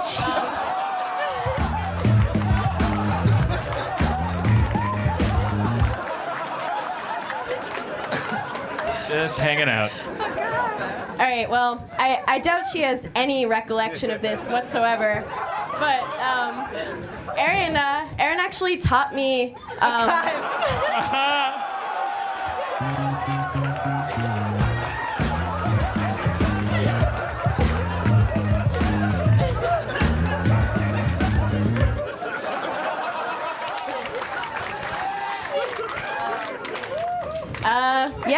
Aaron actually taught me what feminine wetness was. So we went to the camp is very experimental. What do you mean? What's the address of this place? It's in Maine. Maine. How did I teach you about feminine wetness? Well, I remember we were all the hard way.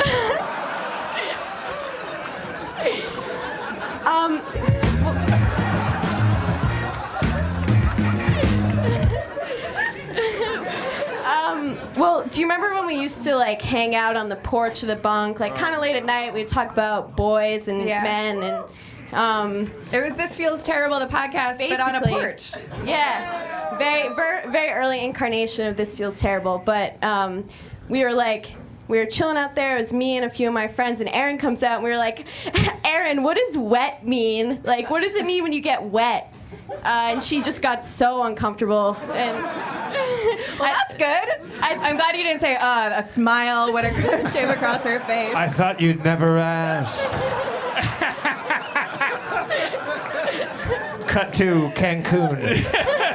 There's a cut to a cartoon owl looking at the camera. Oh.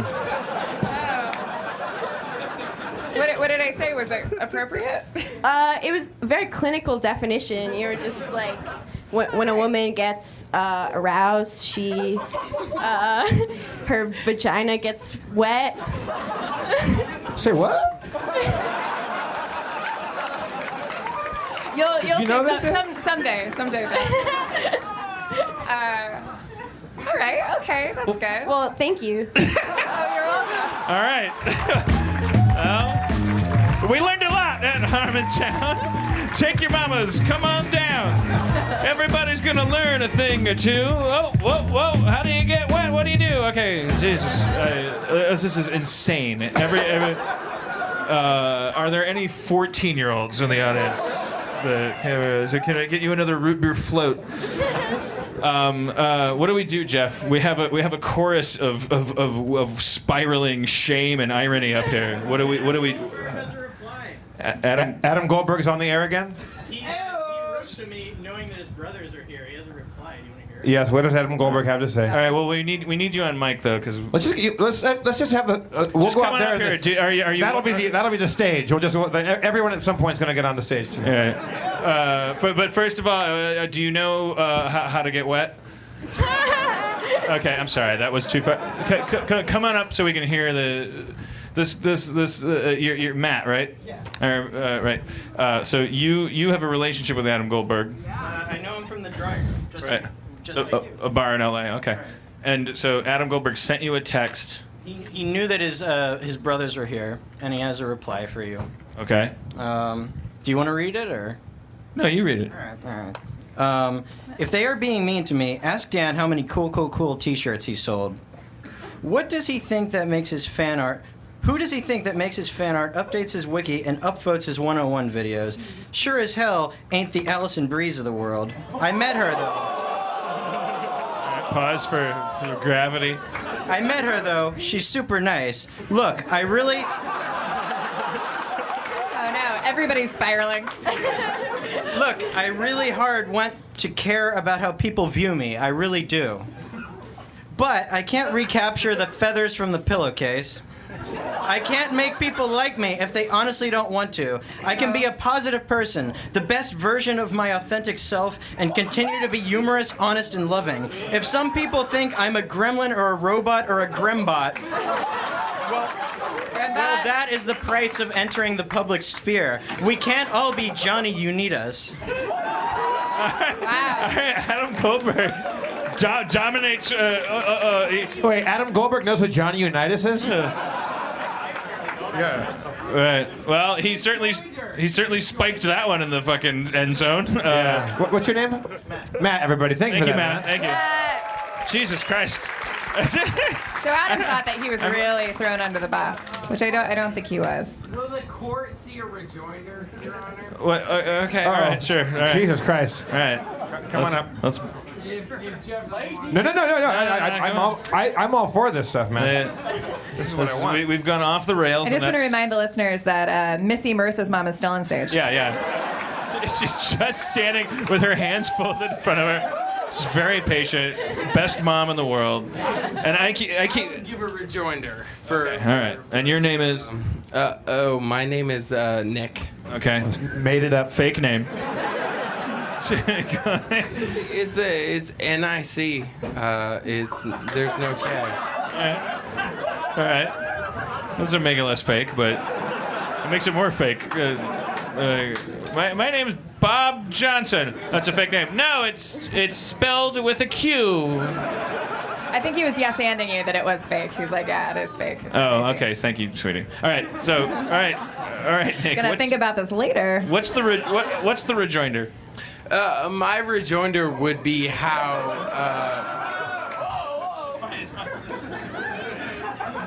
My rejoinder would be how brilliant you are. But the only way I could. No, don't boo him. Don't boo him. He's you. He's me. That means I have to leave. They booed. Thank you. I agree. I'm brilliant. Worst rejoinder ever. That's what they were booing.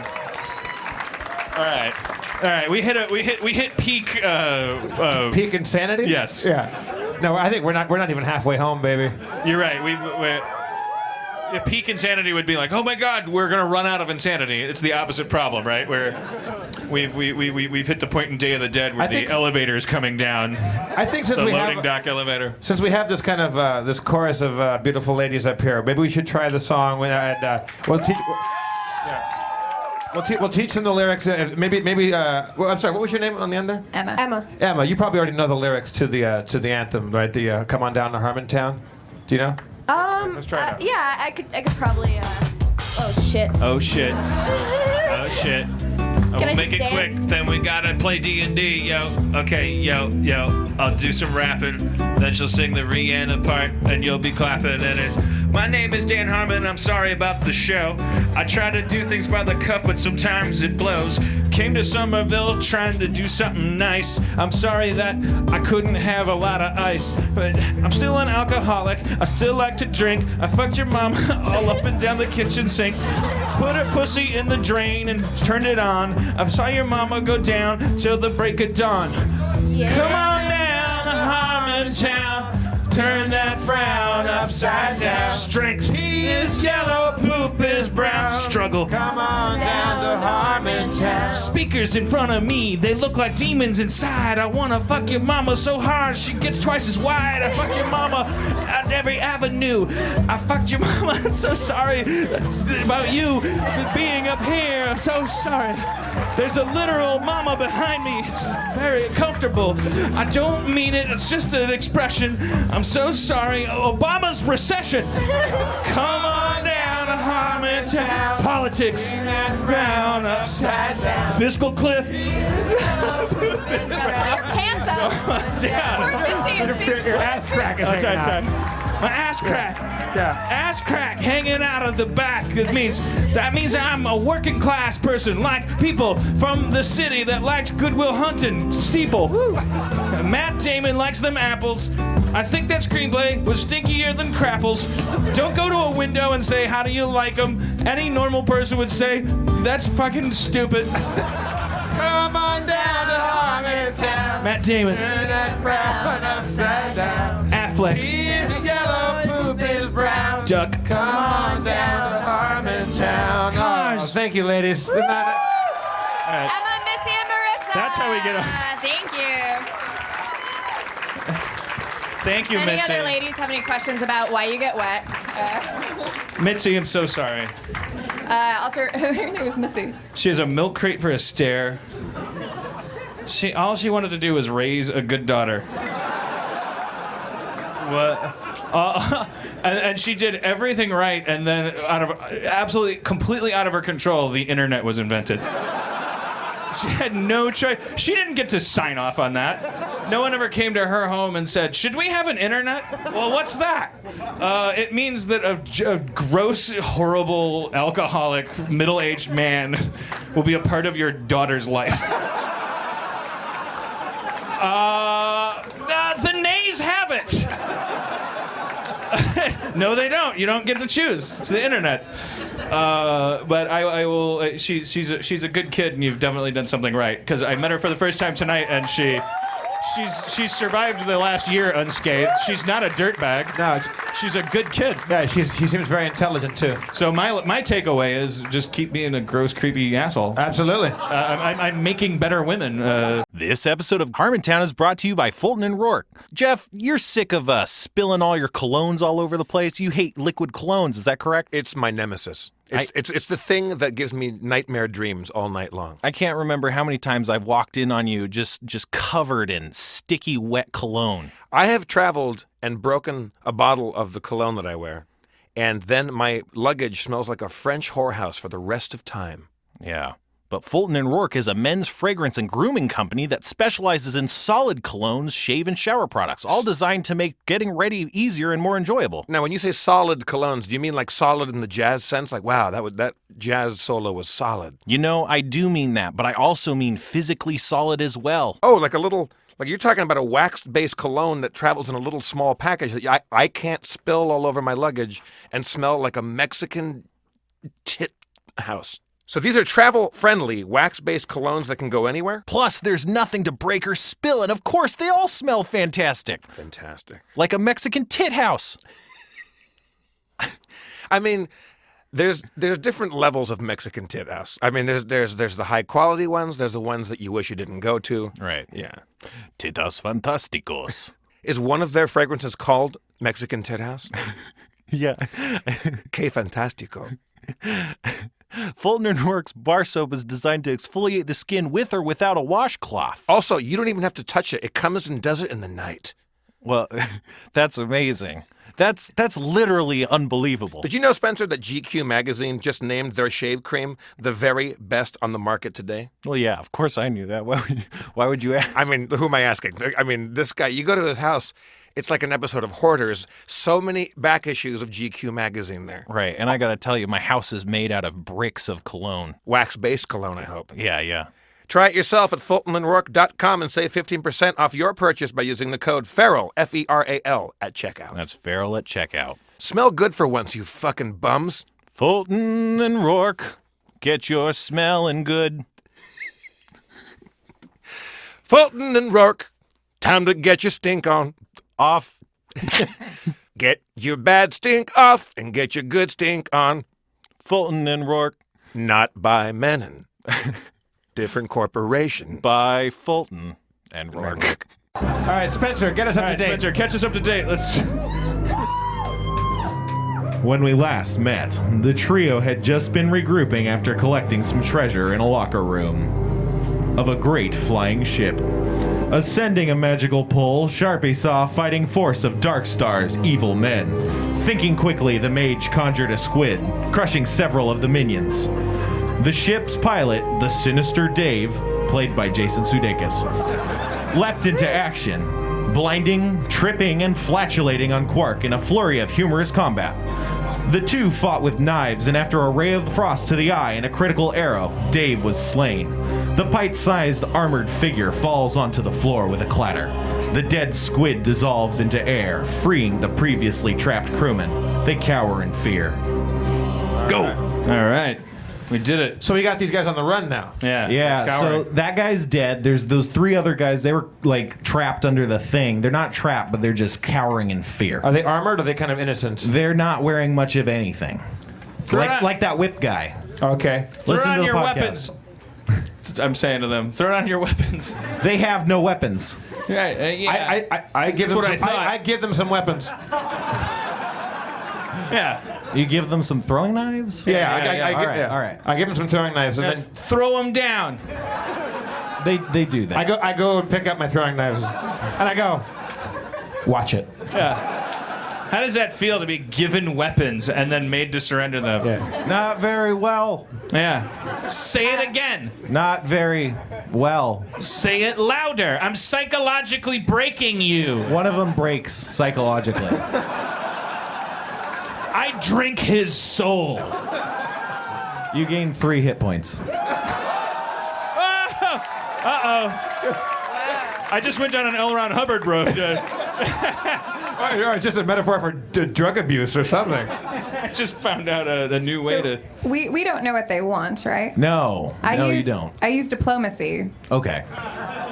Sorry. So what do you want to say? Like, I want to say sorry about everything. I think. What's going on? What are you doing under there? I don't know how to drive the ship. Oh shit! Is the ship crashing? You hear a voice come from the overhead.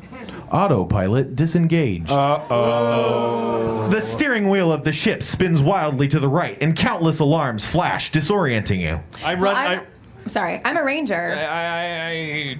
No. Okay. Do Rangers have pilot skills? I run to the steering wheel and grab it. Grab it. It's very difficult to hold on to the terrible bulk of the wheel, but you manage to right its course. Hey, this thing's hard to hold. Can you're stronger than me? Yeah. Okay.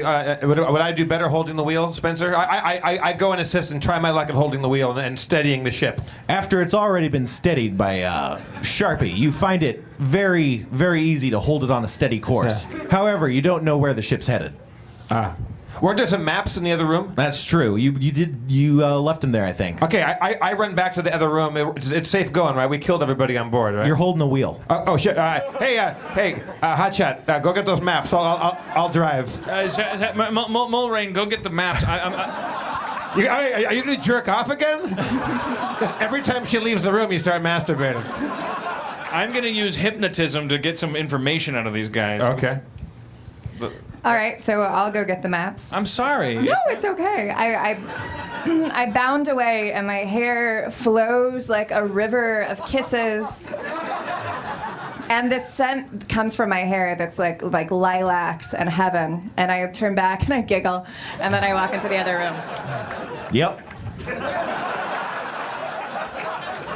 The sirens are still going off. I look on the panel for anything that might indicate. Can I use my intelligence, my extreme Dan Harmon type intelligence, to determine if I could tell on this panel if there's anything that'll shut these alarms off? There's nothing that'll shut them off. They seem to be indicating some sort of pressure regulation warnings. Oh, is the hatch still open? Maybe. Which hatch? The one I entered through from the bottom. That one's not open. Oh. What about the hatches where the cannons were? Those were sealed. So. Okay. All right. Fuck it. Fuck that thing. If I want to get information out of people, as a sidebar, is it better to use charm person or hypnotism? I'd use charm person. Okay, I cast charm person on one person. The guy whose soul you broke. Yeah. That happens. Okay. Is he my buddy now? He's feared of you, but yeah. Okay. What's your name, buddy? Clint. Oh. Hey, Clint. What, you having a good time piloting the ship? I'm in fear. Yeah? Me too, buddy. We're all afraid. Like everyone's afraid of things they don't know, but you know what always helps me when I'm afraid? I figure out everything I can about what I do know. It's like where's the ship? Where was the ship going? I was going to the north to regroup. Okay. With all right. Them. You know what doesn't help fear? What? Vagueness. What? You know what always cuts through it? Specificity. Like coordinates, like names. I don't have the education to understand such coordinate systems. Do you have the education to understand that I will fuck your world up? I thought we were friends. Yeah, a good friend will fuck you up. He's broken again. Ask him, Sharpie. Ask him if he knows how to get the pressure systems back to normal. How do you get the pressure systems going, Clint? He's bawling on the floor. Clint, No, look at me. Clint, look at me. I step in and play good cop. I said, listen, sorry about my friend, man. I want a piece of that asshole. Hey, Sharpie, go get a cup of decaf and I'll just take it easy. I'll be back, and then you're fucking dead, Clint. Okay. Clint, I'm sorry about my partner. His wife just was killed by a cabinet. An animated cabinet. Yeah, an animated. Stupid presidents. Why do they appoint those people? They're murderers. Clint, look, man. I don't want. You've been nothing but doing us favors. Do you know how to stop this? How to repressurize the ship? You need to find one of those little black creatures. They know how this thing works. Don't be racist. Okay, Clint. weird turn. I mean, I'm sorry. They're called imps. Imps. Imps. IMP. I do know how to spell various creatures' names. Okay. What deck and how do I get to these knowledgeable imps? They might be in the engine room. All right, I run off to the engine room. You head down the ladder into the engine room. Can I see anything out of the... Is there a windshield? Yeah, there is a windshield. Do I see the other ships? Is there like a fleet of ships? There's actually not. You can't see any ships around you. You find that slightly odd, to be honest. Yeah, we've deviated. Yeah. I should You're mention that Quark stepped away from the wheel. What? The Quark stepped away from the wheel.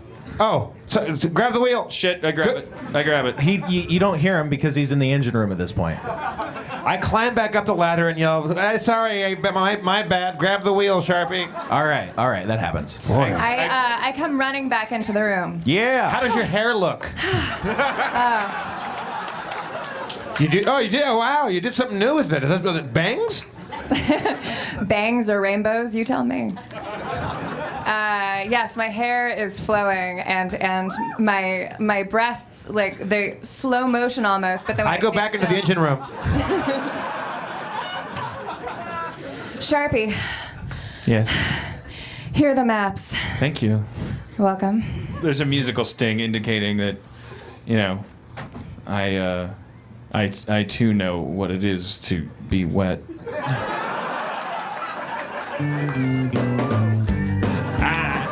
Honky tonk in the town, ding dong, ding down, down, down. Well, I came into the room with my hair down to here. Looked All right. into. We don't have time for that. Here are the maps. And as a ranger, I know that we need to go north. Also, I overheard you. Should go north. Yeah, for sure. I just got to keep this wheel straight. Sharpie, you got some squid goo on your shirt. Oh, get that off. Thank you.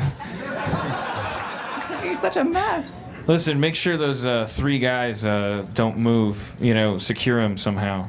Okay, I fire 2 arrows. Jesus Christ. No, we might need these guys. We might need these are not foes right now. No. I shoot it at their. Is there any part of your body that's not painful to get shot with an arrow? I shoot it at their hair. Oh, okay. Their earlobes? Yeah. Through their. They all have earrings. Shoot through their. Well, one of them hits the guy in the eye. Terrific. Might have needed him. The other hits Still you in the alive. foot. Okay. You take Adventure. 1 damage. Jesus.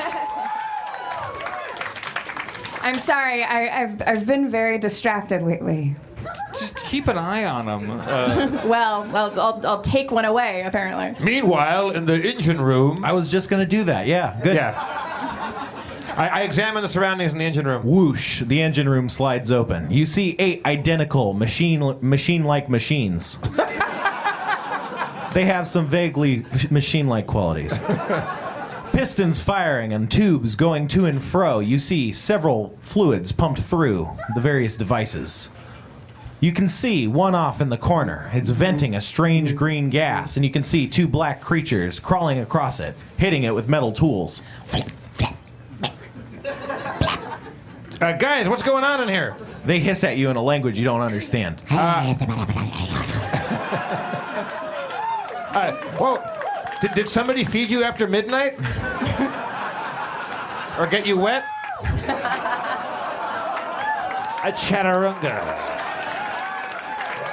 What did you say, chaturanga? Yeah, I cast magic callback. Do I need to? I approach them to examine the machinery. There's a large crack in one of the casings. That's why it's venting gas. I'm not sure what this stuff is. Are they trying to fix it or destroy it? They do appear to be trying to fix it. So I should leave them to their task, probably, right? Maybe they won't fix it. I don't know. Anybody out there got any ideas? Whip one at a wall. Whip one at a wall? I take one of them and whip him at a wall. I pick him up with my strength and throw one of them at the wall to send a message to the other one to get on the fucking stick and stop the gas leak.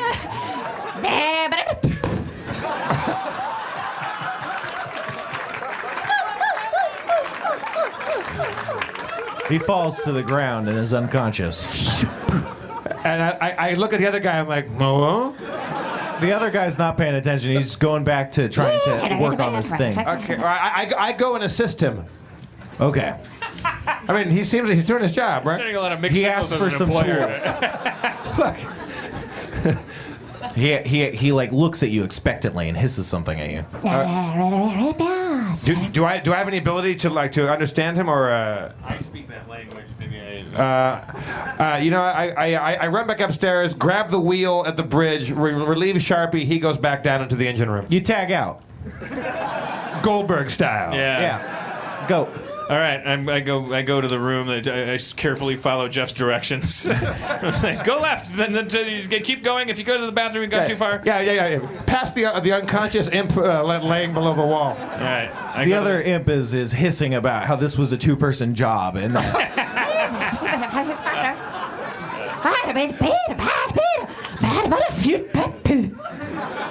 Well, now it's a 1-person job. How do we do it? What can I do? I'm a wizard.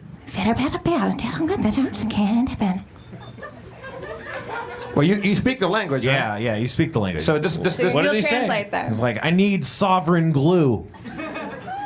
Well, this is hardly the time. This is exactly the time. Oh, okay. Sorry, I was doing a dumb joke. Is the sovereign glue that big Galapagos glowing jello that was in the other room with the face bubbling up to it? You don't know that it's not? All right, what does sovereign glue look like, Imp? It comes in a yellow bottle. It's usually well labeled. It should be in the locker room.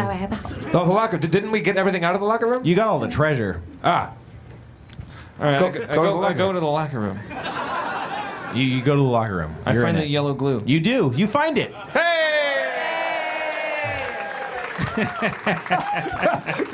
That's applause bigger than warranted. Well, we found depends on glue. how you look at it. They're like, finish it! The babysitter's getting extra. All right, I take the yellow glue back to the engine room. That happens. You give him the yellow glue, and he sets to work. He says, it should be about 5 minutes. I think I got this. 5 minutes? Yeah. Thanks, Imp. You know what? You're a good imp. Skip. I could see you retiring one day with a happy imp family, but I guess that's not how impage works. No, it's not. That's it. All right. Good day. I go back up to the bridge. As you go back up to the bridge, you can't help but flash back. Okay. You flash back to your mother's tales. Son, don't forget the infinifish who will eat you up at night. He'll fly past the moon in your window and eat you with a bite. Oh, that terrible infinifish, he'll give you such a fright. That's the last thing you think of before you hear an earth-shattering impact on the hull. Everything goes black. Cliffhanger. Cliffhanger. Cliffhanger. Cliffhanger. Spencer, everybody. Dragons! It's hip. It's cool. It's the coolest thing in the world. It's my final revenge on the cool population. I have made Dungeons and Dragons cool. One more time for Aaron McGathy. And Spencer Crittenden. And a fond fuck you to my gym teachers throughout the years. Turns out this is a fine way to pass the time. Have yet to earn money doing a pull-up. Having a pretty good time playing Dungeons and Dragons, Mr. Rayner. All right, well, let's... I think this is we can bring this train into the station. Of course. I mean, what have we learned tonight? It's Sommerville. Hey, let's get out of here before it's Fallville. Fallville. But they spell it with F-O-L-L. Yeah. Hey, why is it S-O-M-M? Anybody know somebody's name? They made it up. That's what I was saying. They made it up at a town meeting. No one knows why. It's just because this Wahlberg guy was a fucking sheep fucker. He was a sheep fucker. How many vodkas did you get through up here? Did you do them all? You finished mine, by the way. I can't tell because I kept marrying them. That's the danger. If we had a fifth up here, then we could monitor it. Where the fuck's Matt? We paid him enough. No. Matt didn't do anything wrong. There's just a bunch of empty glasses, and I'm happy. I can measure it in happiness. I'm very happy. I've had a good time in Sommerville. Anybody that... Aaron told me that you guys set a record that we didn't know was settable for a pre-show sale of merchandise. Like, I guess you guys bought the most shit, like, before the show. But can they go for the total? That's not why we're here. I'm taking a loss on the tour. I'm doing this to indulge my own 40-year-old fantasies. We're not a profiteering people. We're just coming through town, but we do have T-shirts and maps and photos and whatever the hell. I don't know, glowworms, whatever the fuck. And the I Love Spencer pin where the heart is a 20-sided die, which is awesome. And if you buy that stuff, I'm happy to sign it now. So I can't turn anybody down. So I'll be here all night until the last thing is signed. Do you think it's possible to do audience passing with tables in here? Or is that really reckless? I don't know, man. I don't know. That would be the ultimate fuck you to Brooklyn. Yeah. If we could somehow manage. Just gotta make sure my wallet and my phone.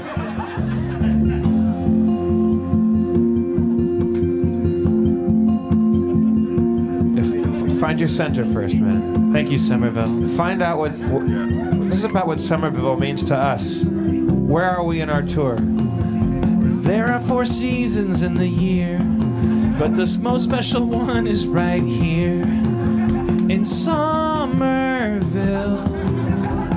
It's where I wanted to kill, up on the stage, and I did all right. And I think we all had a halfway decent night. And I don't know what you paid, but I think we're gonna be all right in Sommerville.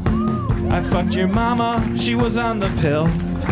She didn't get pregnant, so I will not have a child with her. But if I did, I'd raise it like Raymond Burr. I'd teach him to be Perry Mason, and he'd solve cases on TV with hastened justice. He'd cross-examine people and get to the bottom of shit in Harmontown. Harmontown, sing it. Harmontown. Harmontown. We're making it up. I don't know. We're making it up. I fucked your mama. I fucked your mama. I fucked your mama. I fucked your mama. Hold on. I'll get it together. Don't worry about it. I fucked your mama tonight. I went to your mama's house. I rang the doorbell and said hello. She said, come inside of my house and have some ambrosia salad with jello. I laid down on the table, it got so nasty. She poured it over me, I didn't care. I fucked your mama so hard, I changed the color of her hair. Went out in Harmontown. Harmontown. I fucked your mama in Harmontown, where pee is yellow and poo is brown. I fucked your mama so hard in Harmontown. All right, get the biggest people to the forward. Get the biggest. Yeah! We can do it. Yeah! We can. Oh my God. We're doing it. We're attacking. I fucked your mama tonight. I fucked your mama in Sommerville, and I'm lifting even higher than Brooklyn still. I'm touching the ceiling in Johnny D's in Sommerville. That's a new record. Way down in Harmontown. Thank you so much, Johnny D's, for coming tonight.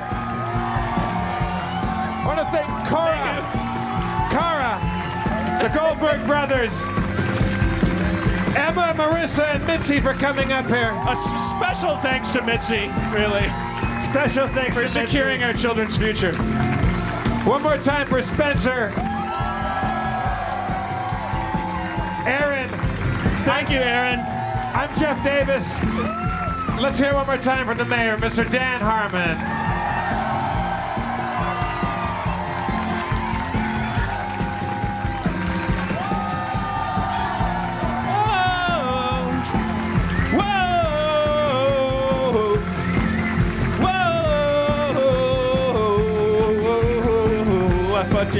Fuck your mama down. Let's all go to the bar and get fucked up. Yeah.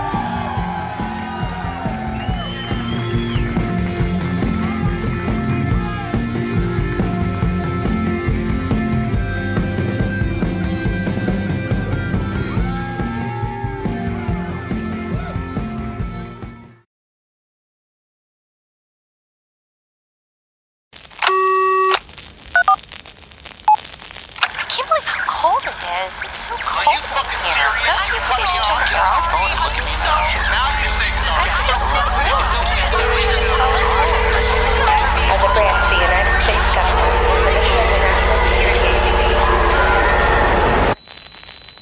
As a branch of the United States government, it is the mission of the National Security Agency to assess and flag citizens of the country who may present a threat to its security. The NSA has clearance to wiretap by any means necessary. Tapped. Incidental recordings of private conversations from the files of the NSA. Now on feralaudio.com.